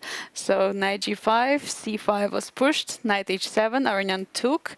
Now knight g4 was played, and after a 4 take, the first sacrifice came in, bishop to c5. And here, after bishop step back, kind of attacking the knight, beautiful, stunning, knight e5, creating all the threats. The bishops are working in the position brilliantly, so you sacrifice all the pieces. Bishop takes on g4, bishop takes on d4 intermezzo, king h1. I think everyone knows this game, right? Knight g4.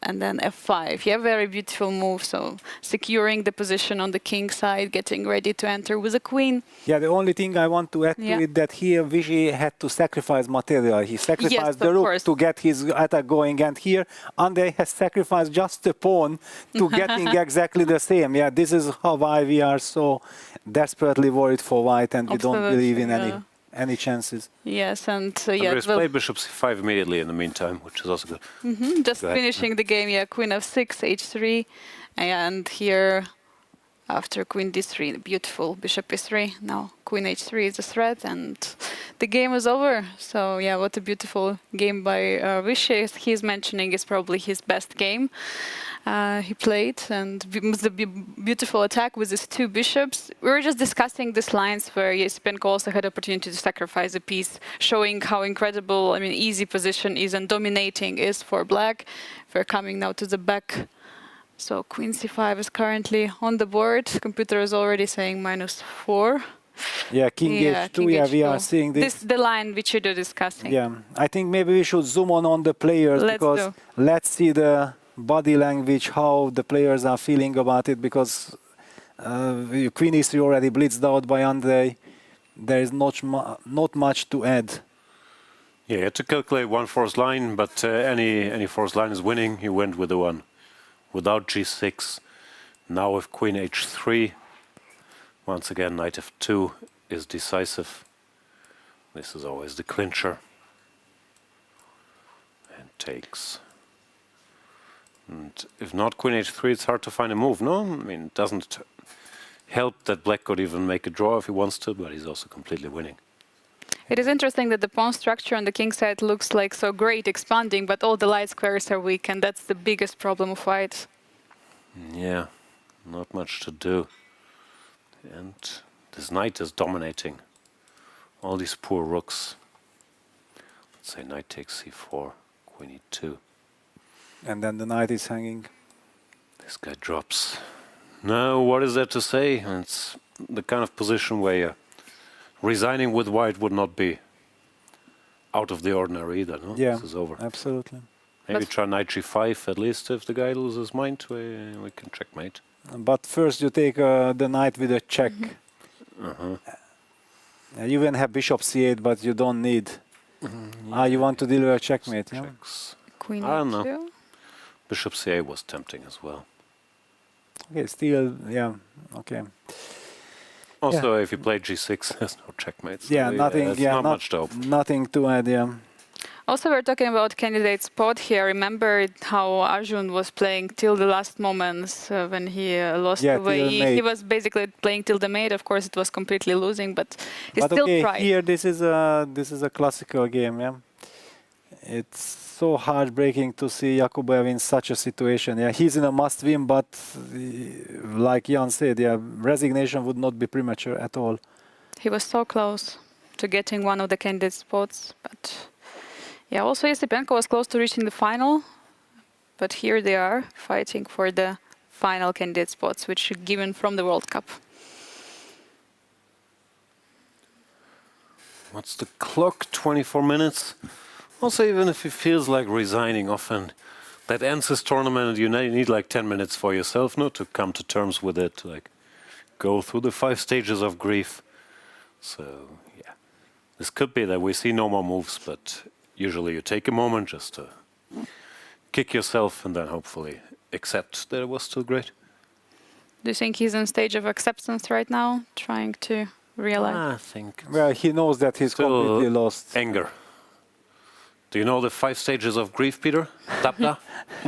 Well, I more or less know, but not exactly that in which order, how things are. Denial, anger, bargaining, depression, acceptance.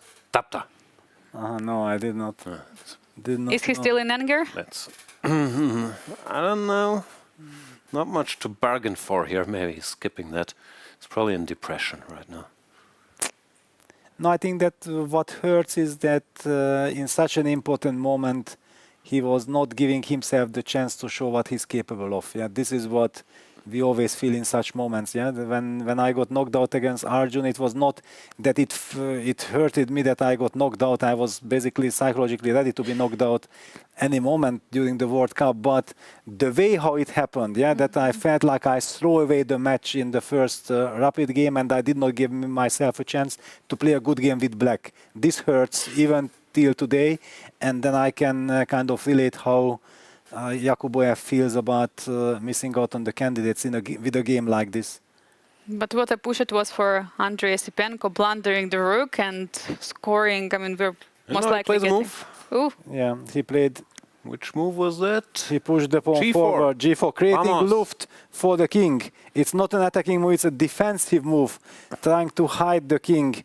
If white would be to move king G3, it would be cemento, half cemento, but unfortunately it is black to move. Not the greatest of cementos, but yeah, at least after check he can go here. Yeah. Smart move. Continues the game. Yeah. Like anything wins for black, but you still have to pick one. You can't take on f4? How? With the knight. Then you can. take knight takes c4, yeah? And then queen e2 check, yeah, it's horrible, but it's not designable yet. No, we've written him off too early. Even before bishop e3 I thought was over, now he comes up with g4. Yeah. But of course. That's maybe why... I mean, the computer says -6, it's not like white is a great position or anything, but just to never have to think again, if Andrey starts with g6, I think even this doesn't happen, no? Because here everything is super forcing, we take the queen and the game is over. On the other hand, he has foreseen this systematic approach of entering with the queen to e3 and thought like it's over. No, it is, but now he has to think one more time. Well, the other line, if you calculate that, then the game just ends. On the other hand, what is the threat right now from white? Okay, white king just g3, king g3, and I'm safe. So you have to stop it. Yes. You don't want to remove the knight from d3, right? Well, I thought like if I move the knight, I would like to collect this f4 pawn in the meantime, yeah? So I believe knight f4 is a very good move, but maybe there are even other good moves. Because if you move the knight somewhere else, then with queen e2, queen c4, you can just pick up the piece, yeah? Mm-hmm. Let me just experiment and move the knight back. Oh, yeah, because now knight takes c4, queen e2, king g3, queen takes c4, or knight e4 check.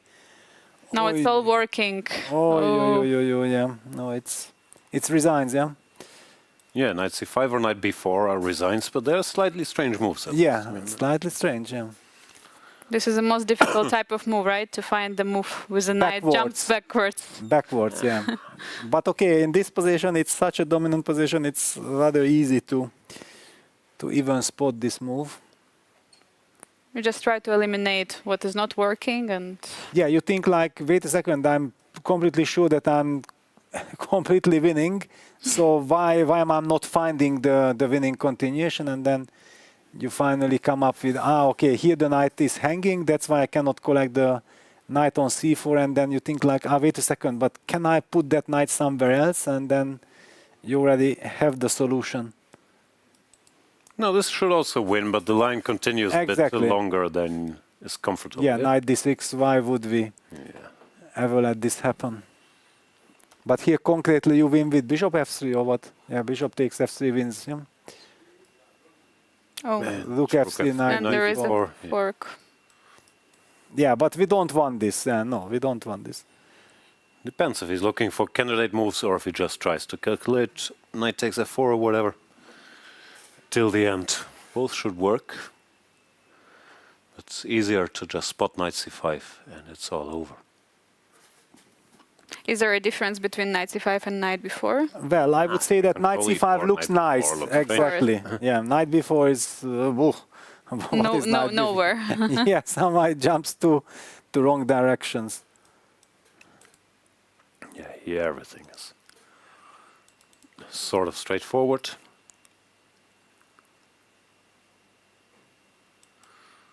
Also, knight b4 you get accused of cheating. Well, yeah, c5, exactly. It's yeah, knight c5 is harmonious. Yeah, knight b4. Why exactly did you pick knight b4?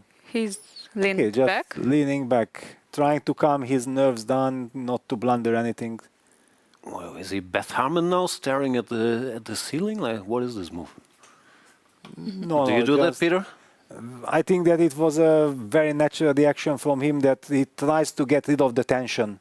Yeah, he just tries to distance himself so that not to lose the control of the board. Yeah, because of all the pressure, all the joy, you think like, yes, I'm in the candidates already. Yeah? You just have to distance yourself from these kind of things. Sometimes you just have to watch on the chessboard from different perspective. You're looking up, you're trying to imagine the board, because sometimes you're missing on something. And probably now he's calculating, trying to find the best option.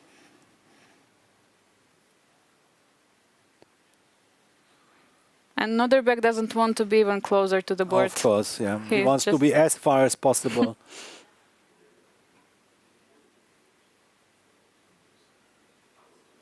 He knows that everything is winning for black.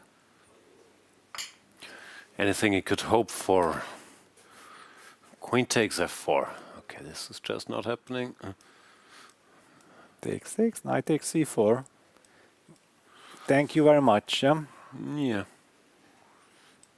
We're still good, but it's yeah, okay, but not exactly yes. the way.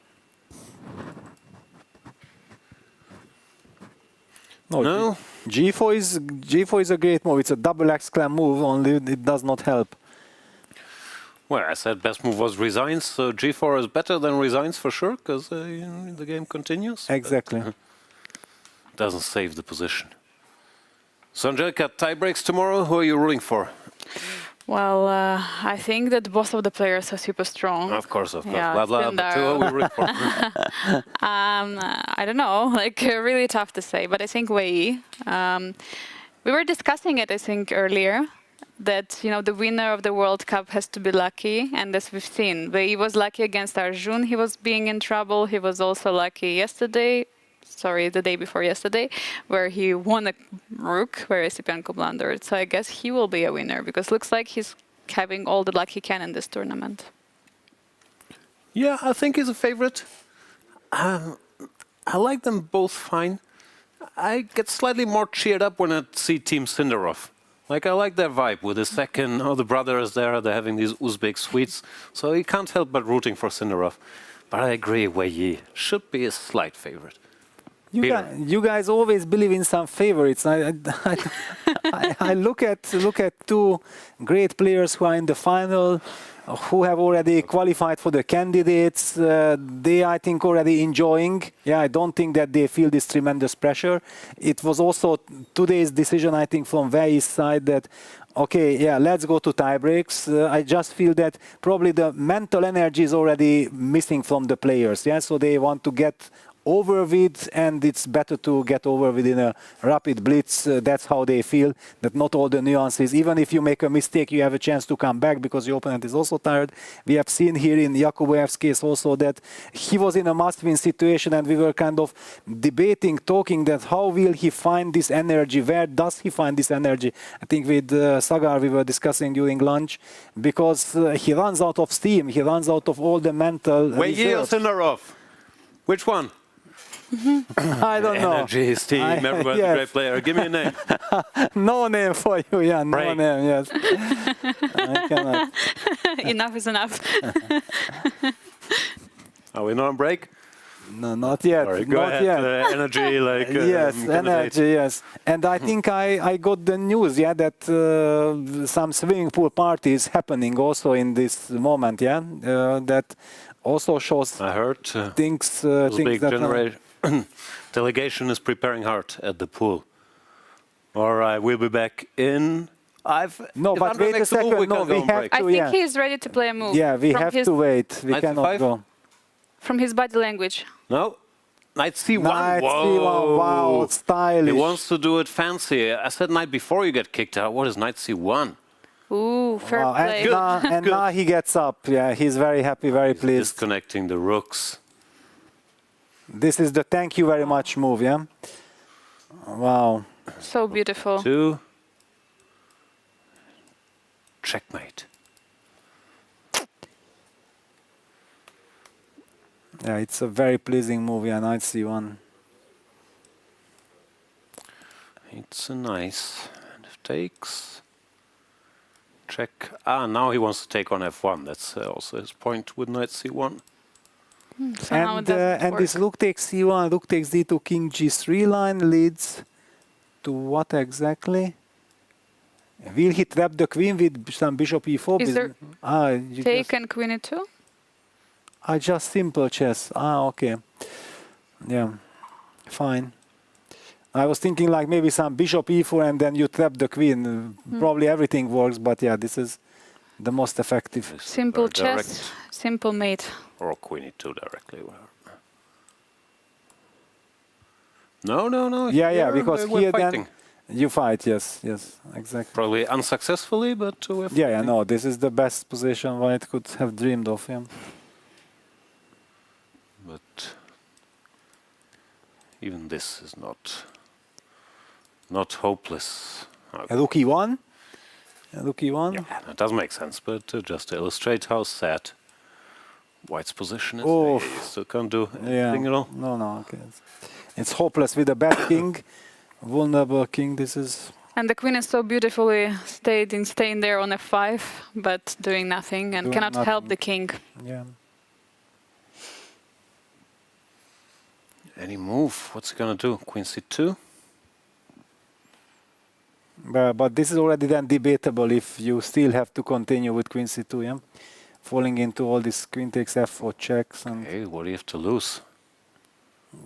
Well, knight e2. Knight e2 is unpleasant, yeah. No, but it's already very painful also, yeah, just to watch. It's Combination. yes, you have to, but it's I mean, you even lose both knights. Yeah, it's not good enough. Besides, even king g6, rook h8, checkmate is coming. No, it's Look at Nodirbek. I think he's already in the next stage yeah. of the No, grief. after knight c1, it's time to Accept? yeah. Is Andrey at the board? Sometimes No. when you expect resignation, you're at the board. No, he does not expect resignation doesn't yet. expect it, yeah? Rook takes c1, rook takes d2, king g3 will happen, and there, once black plays this takes queen e2. But it looks like he's looking for him. Maybe not. So let's show again. Rook takes, check. King g3. By the way, can you play also queen e2 here Yeah, immediately? it's the same. Yeah. Just slightly fancier, but he's Yeah. already shown us that construction with knight c1. Exactly. But this is very pleasing. Your pieces can't even get taken, and one of the mates happens. But yeah, it's a little bit too primitive, yeah? So I think Andrey would play queen e2 if he already played knight c1. It's like Kramnik missing this mate in 4 against Kasparov, yeah, with in this Maron game where he could take one of the knights and was mate in 4, but he said, okay, strong player would never consider a move like bishop takes f3. It's such a beautiful bishop. It was mate in 4.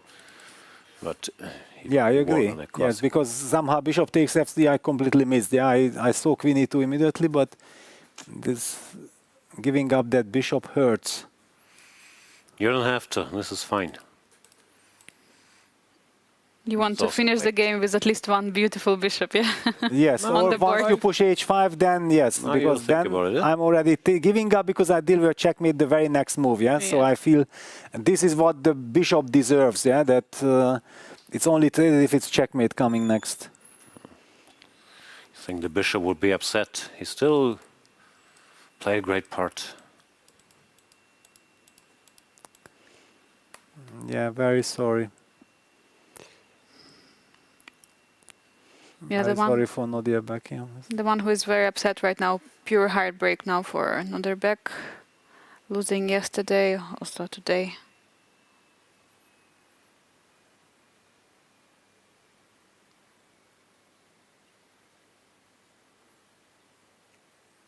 Come on, Andrey, get to the board. I think it usually is like this, right? Whenever you feel like you're winning position, you're walking around, you're letting your opponent just sit there, just to realize. You give him the time. Yes, you give him the time. No, but you go to the board when you suspect resignation is coming, so you don't make Yes. it tough Okay, for him. he's not too far away, yeah? So he feels like whenever Yakubboev is ready to give the signal, then he's coming. But you shouldn't have to give the signal. An opponent should be there. I mean, like, that's tough if you have to wave him to come and then to resign. No, not wave, but still the body language of Yakubboev is that he still looks at the board now, is also looking at the direction of Andrey, of course. Andrey's circling it. Very close to the cup, as we can see. But that cup will belong to Wei Yi or Sindarov. He was close, but he's not going to get it. I think he's happy with the candidate spot very much. yes. And rating points. They And were rating talking points, yeah. earlier. It was a strategy, right? Well, later you can claim it was a strategy. Master plan from Paravian, yes? But I think at that moment it was not visible. No, he should be happy because he showed great mental resolve coming back from this and then still securing the candidate spot. Maybe long term he will be even happier about this than had it not happened. Who knows? No, but this is what I felt coming up to this third game match, that third place match, that poor Yakubboev, after all the heartbreak, everybody was talking about Esipenko, that now he deserves and everything, but actually Yakubboev had nothing to do with that. Yeah, he played his own match, but Andrey got all the sympathy of the chess world, because okay, everybody can relate to that situation, what it means to blunder rook in one move in such a position. Immediately recalling how Swidler blundered rook in one move in the finals.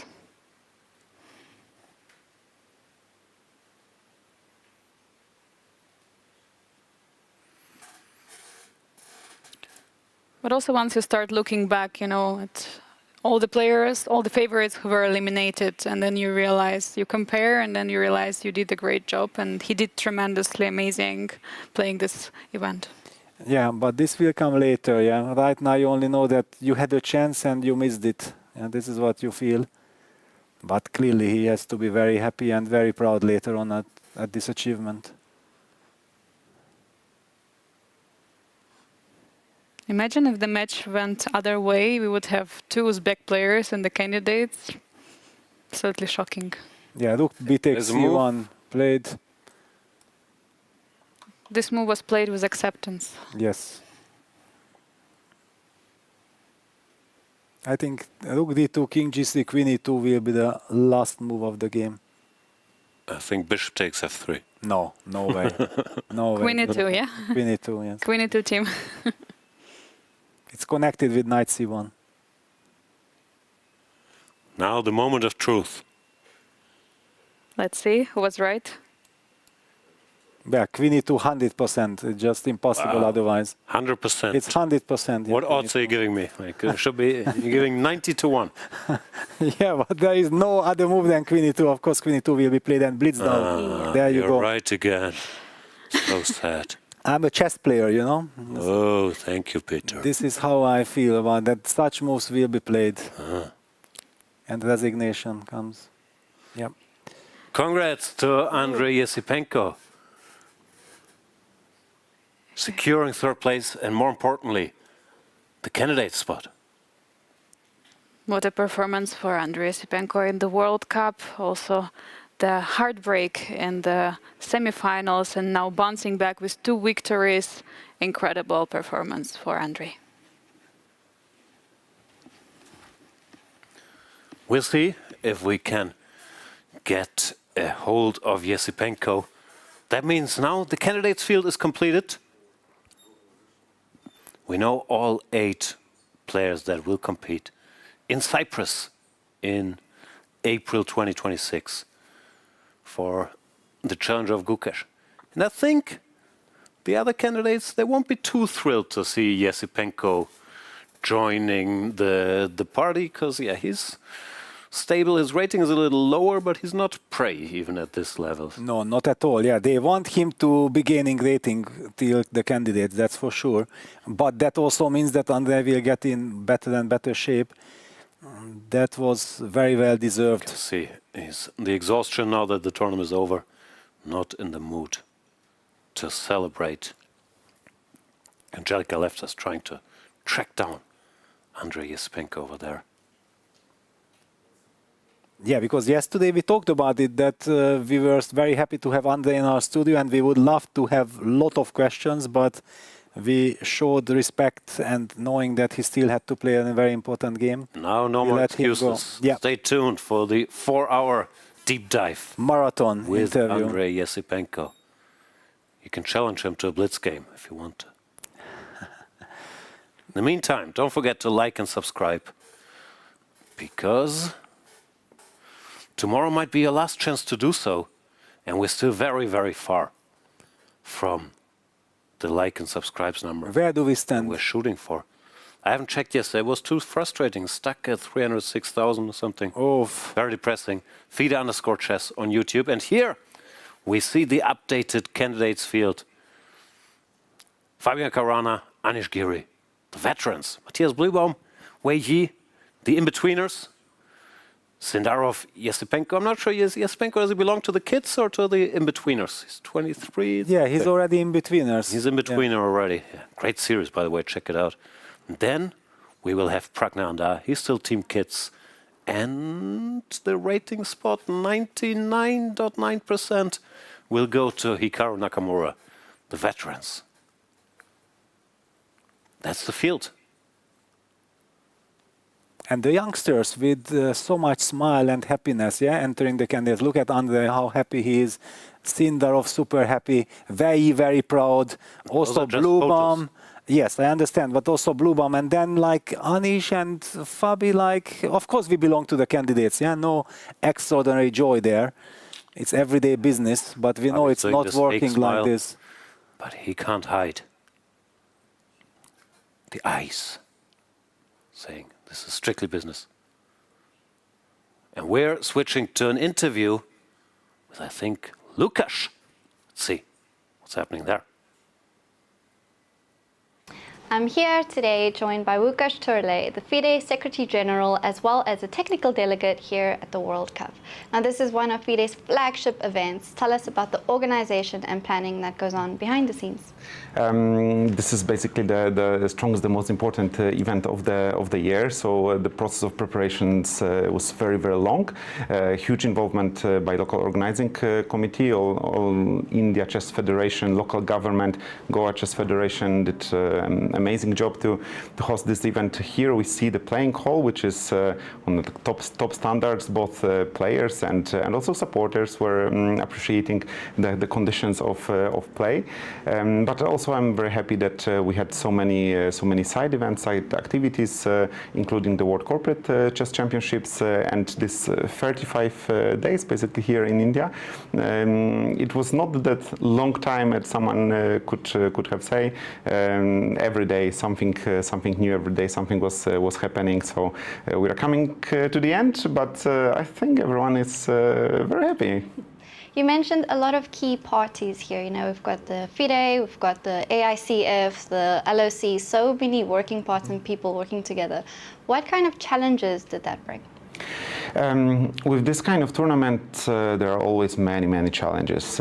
Players from 80 countries, different players. Of course, we need to provide or help to provide visas to all of them, which were sometimes it is a challenge. All the logistics problems, many things before the event.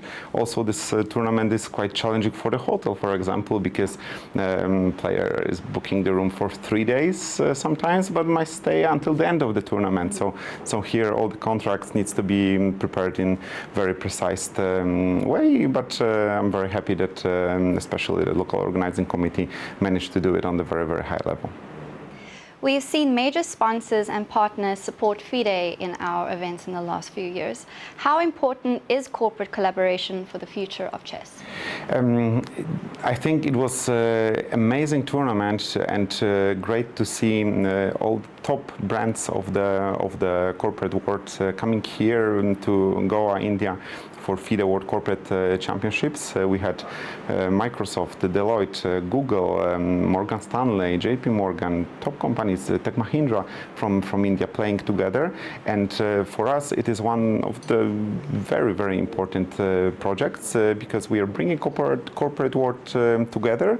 Many people who are participating, they are very good chess players, but they are not continuing their career in the as professionals, but sometimes they are 2300, 2400, even grandmasters were playing. And I think it's very important that players from the companies are using this to be seen in their institutions as a participants of the World Championships.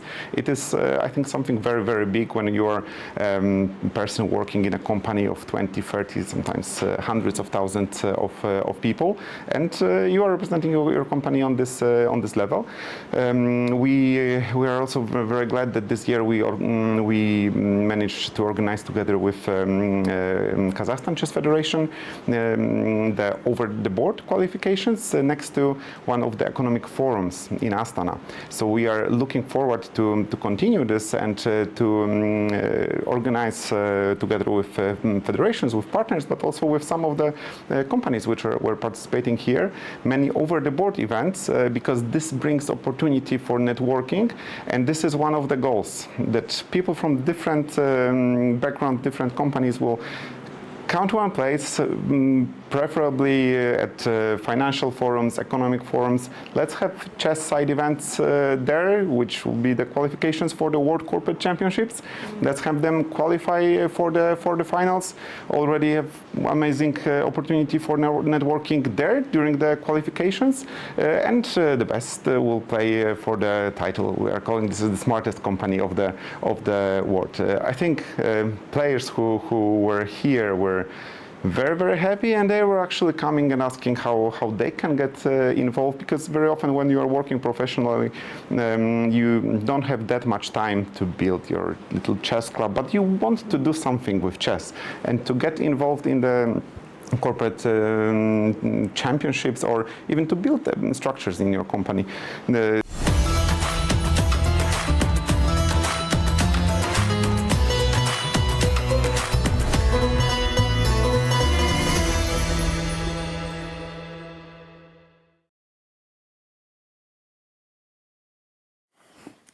We're back. Sorry for interrupting that interview, but we are here with the candidates qualifier. Exhausted, but hopefully happy man, Andrey Esipenko is with us. Andrey, congratulations. Thank you so and much. over to Angelica for the game.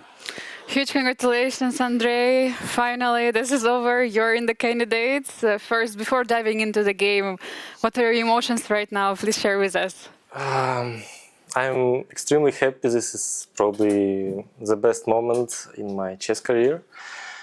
But I'm so exhausted. I played 30 games in this tournament. So I really wanted it to be over finally, this tournament. And it's nice to, get what I wanted. Yeah. And it is finally over. So let's maybe go to some key moments of today's games before we get even more questions from the commentators. So first, I would like to ask you, in this position, have you considered any other move than bishop d6, like knight d7 or queen c7? Could you share, please? Yeah, we can actually start here. I know that in this position, the main line is queen c7, f4, rook d8, I think, knight c3, a6. And you have some strange lines, I think, after queen e1. I don't remember there, but everybody plays, I think, queen c7. But yeah, we prepared this a6 move. Only 3 games, yeah. Yeah. But to be honest, I didn't really know what to do after any move. I just wanted to surprise. Yes, to surprise him and just to play a game. Yeah, but queen b3. I'm sure I didn't see this move in my analysis.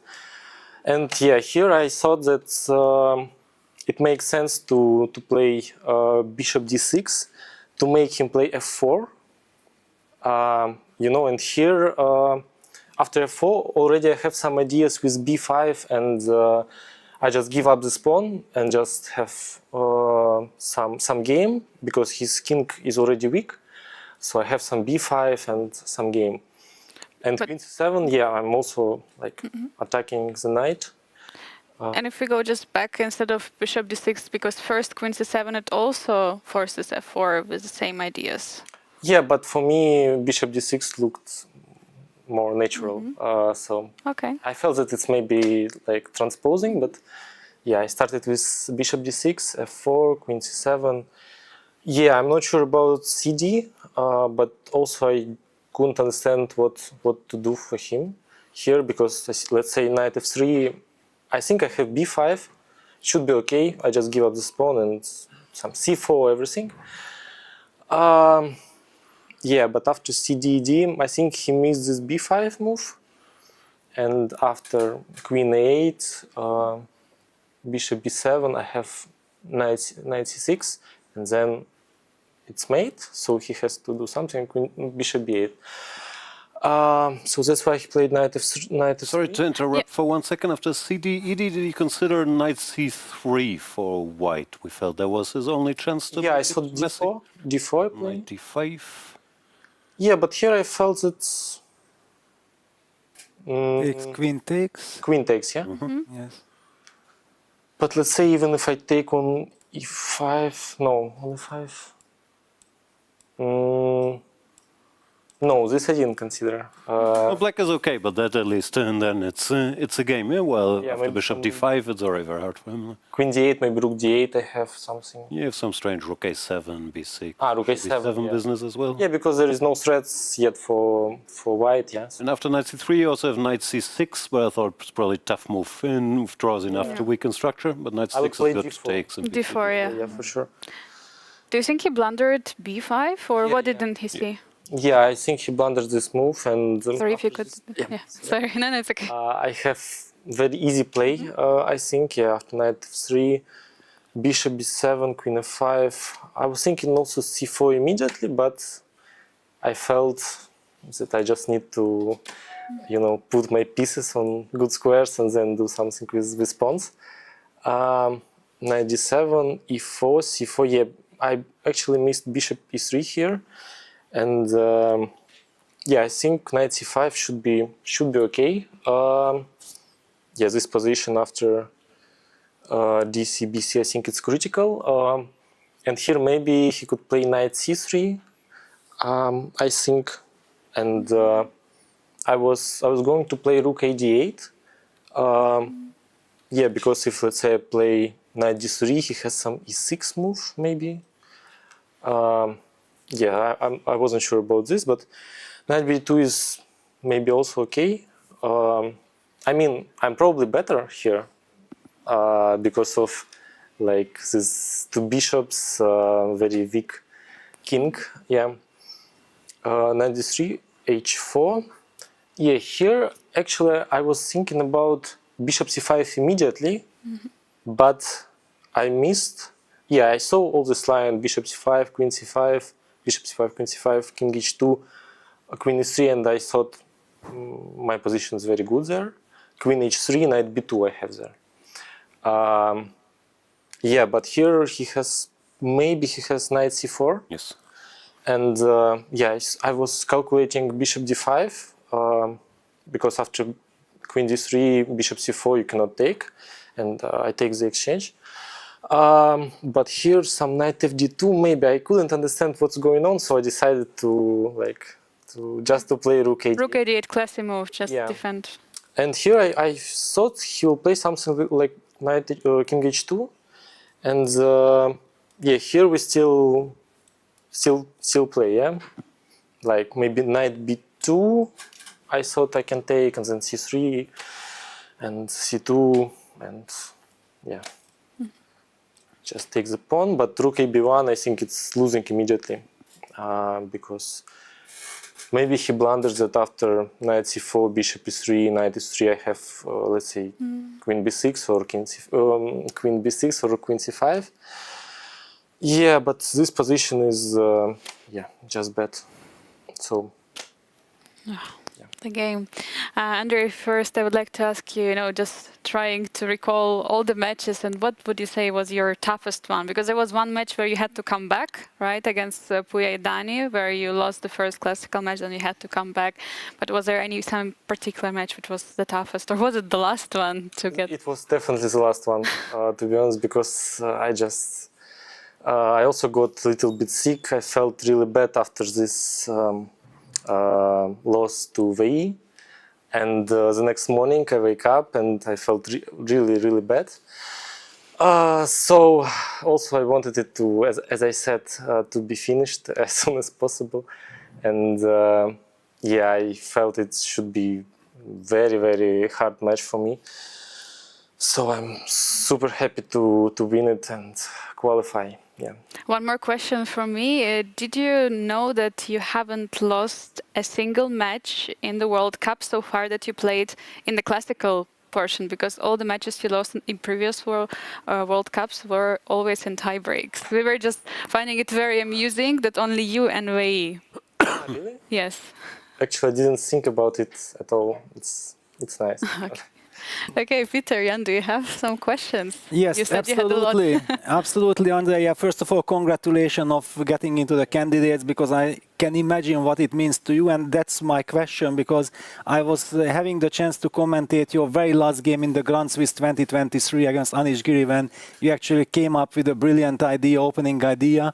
There neutralized his pressure from the white side, and then you mixing up your preparation, forgetting one move, made you miss out on the candidates after playing a wonderful Grand Swiss. That how much did it hurt? I know that it hurt, but how much does it mean for you that finally, not 2 years later, you get that you already could have deserved there? Do you think like this? How did you recover also during all those 2 years? Yeah, it was obviously very painful loss, as many my losses recently. So actually, it was not the last loss, like painful. After this, I think I lost also in Aeroflot Open, the last game I was leading. I lost the last game to Amin Tabatabai. And also some games were very important. So I really had this problem with key games. And yeah, I'm extremely happy that finally I played a good match when it matters the most. So it's like I feel really good about this. Yeah. Yeah, we are so happy for you, yeah, because we felt like, okay, also against Wei, you played a brilliant match in the classical portion. You were really pushing with black, with white, and so on. Congratulations one more time from me, and Jan, I pass it to you. Yeah, congratulations from me as well, but you've eliminated Keimer. Would you like to apologize maybe to me and to Peter as well? Like you hurt some feelings over here.